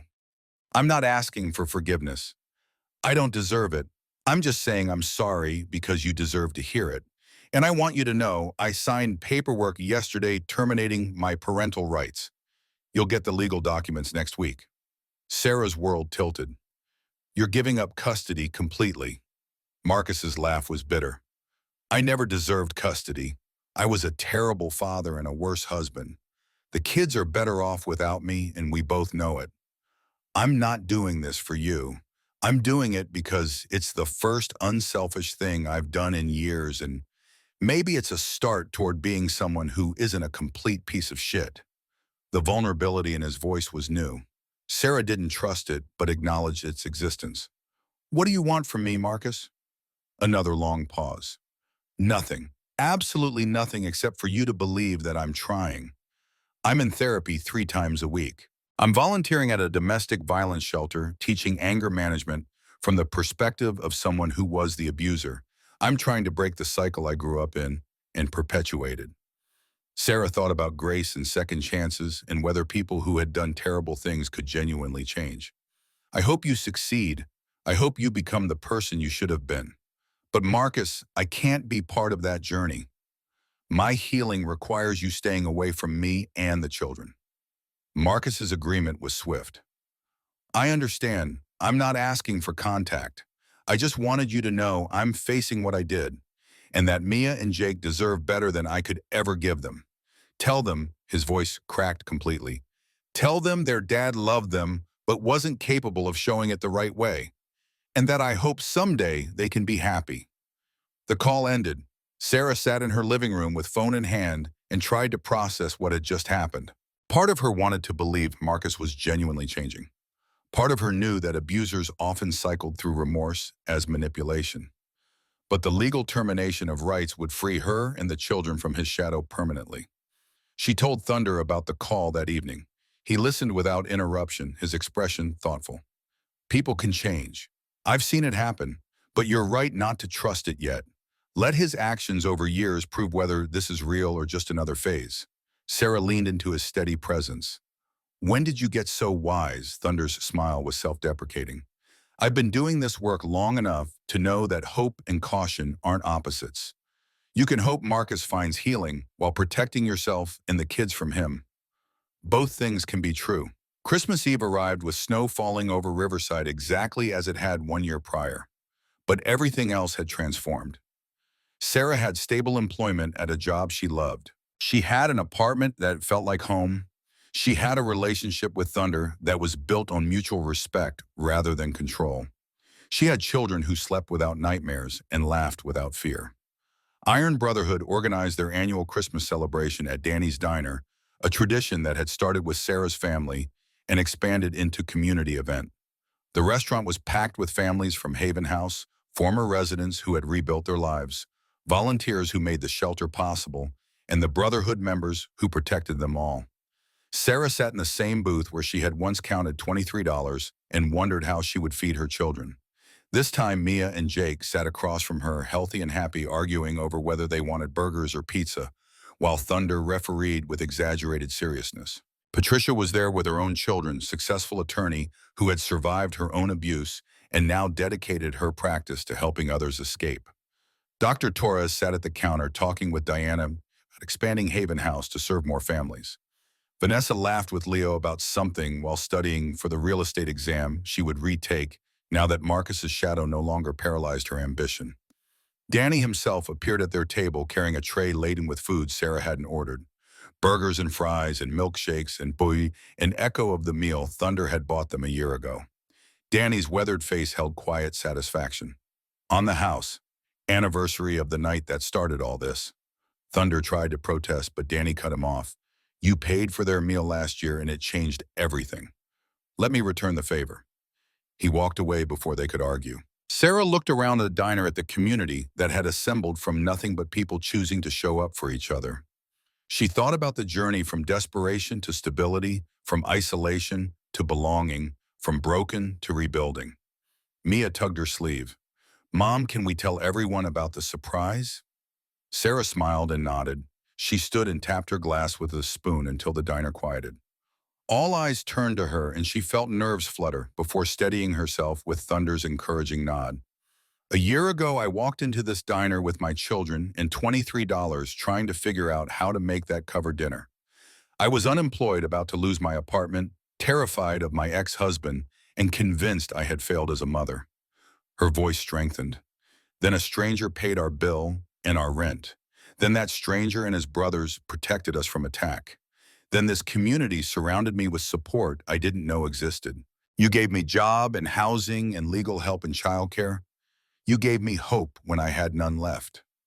Sarah pulled an envelope from her purse. I got a settlement from Riverside General for wrongful termination. The hospital that fired me for whistleblowing finally admitted they were wrong. Part of that settlement is going to a new program I'm establishing with Iron Brotherhood. She handed the envelope to Diana. This is $50,000 to create the Sarah Chen Medical Advocacy Fund. It will provide free healthcare navigation for Haven House residents. Help them understand insurance, access medications, advocate with doctors. Nobody should have to choose between medical care and feeding their children. The diner erupted in applause. Diana's eyes filled with tears as she pulled Sarah into a hug. Thunder stood beside her, his pride visible and unguarded. Mia and Jake beamed with the particular satisfaction of children seeing their mother honored. Patricia raised her glass. To Sarah, who turned her worst night into hope for hundreds of families. The toast echoed through the diner. Sarah sat back down, feeling overwhelmed by the weight of community support and the knowledge that sometimes the darkest moments led to the most meaningful transformations. She looked at Thunder and saw the man who had recognized his mother's pain in a stranger's face and chosen to intervene. She looked at her children and saw a resilience that proved trauma didn't have to define you. She looked around the diner and saw a proof that family could be built from choice rather than obligation. Danny appeared again, this time carrying a small bronze plaque. We're installing this on your booth, so everyone knows what happened here. Sarah read the inscription through tears. The Hope Booth, where strangers became family and one act of kindness changed everything. Christmas Eve, 23. Thunder's arm came around her shoulders. You changed more than you know. Every woman who walks into Haven House sees your story and knows escape is possible.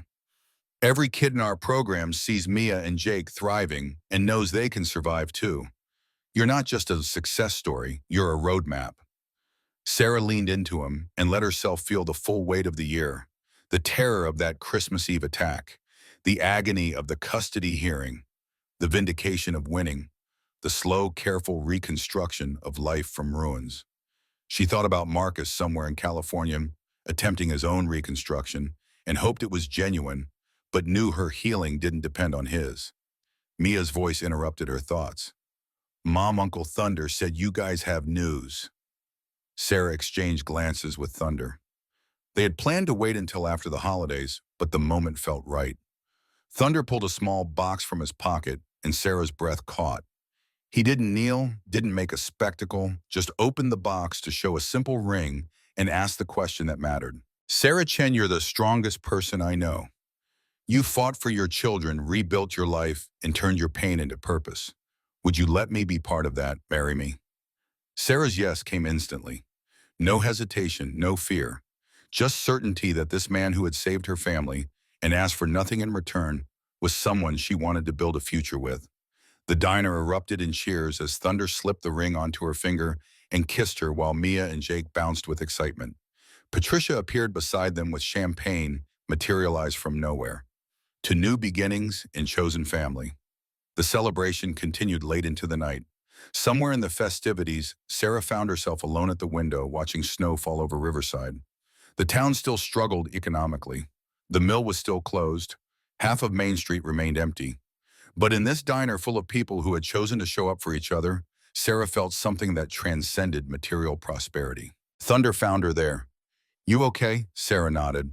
I was just thinking about a year ago how desperate I was, how certain I was that we wouldn't make it. Thunder's hand found hers. But you did make it. You survived. Sarah turned to face him. We survived. I couldn't have done it alone.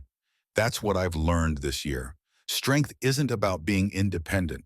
It's about being brave enough to accept help when you need it and strong enough to help others once you can. Thunder pulled her close. My mom used to say something similar. She'd say that sometimes the people who save us are the ones who remember when no one saved them. You were my chance to do for someone else what I couldn't do for her.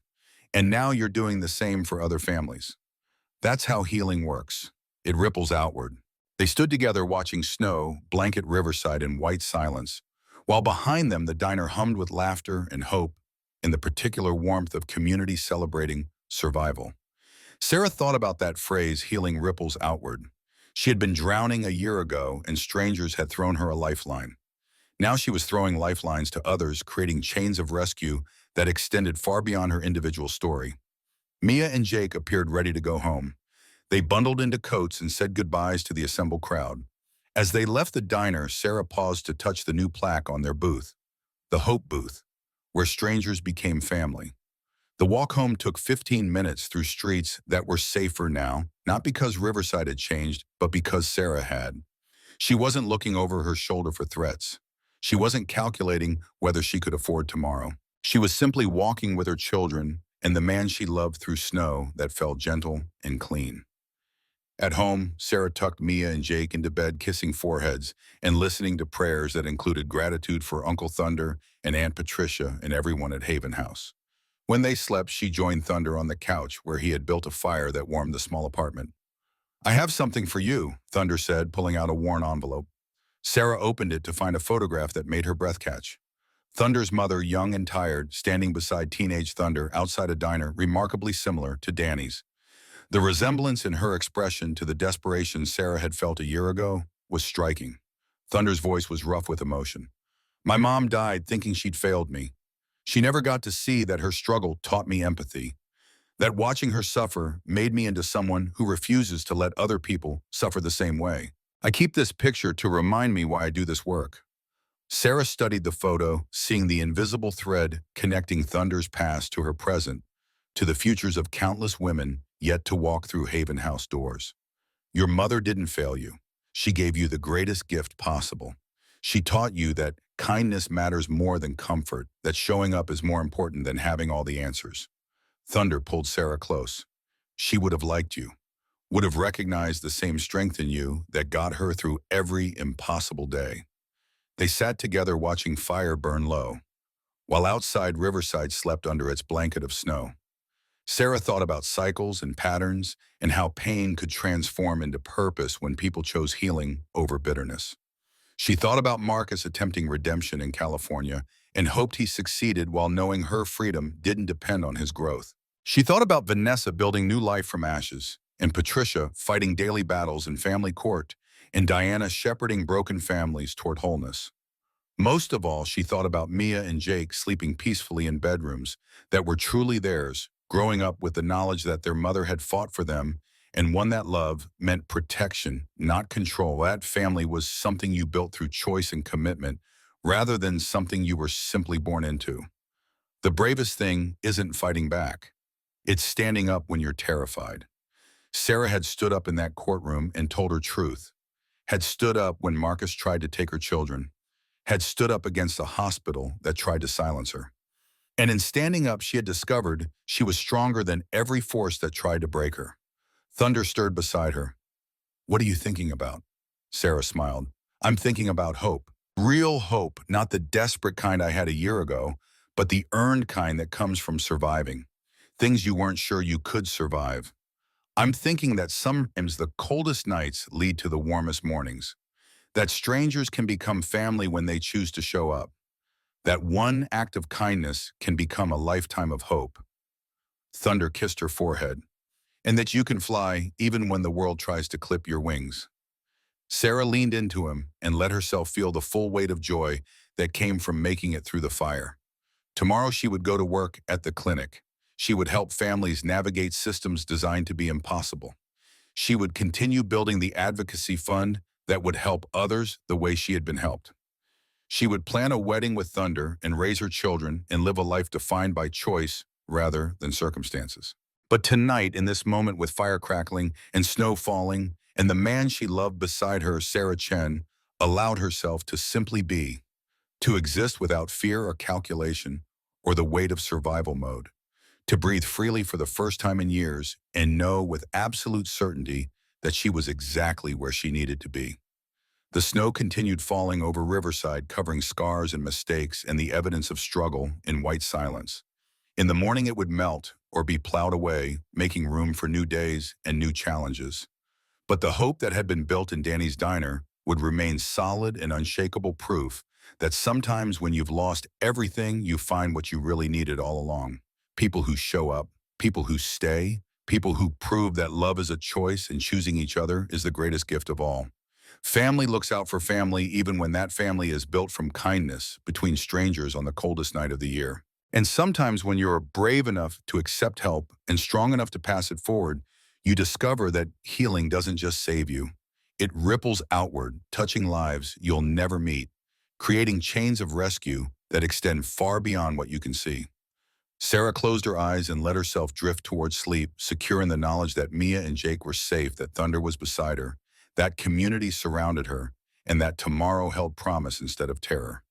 She had survived.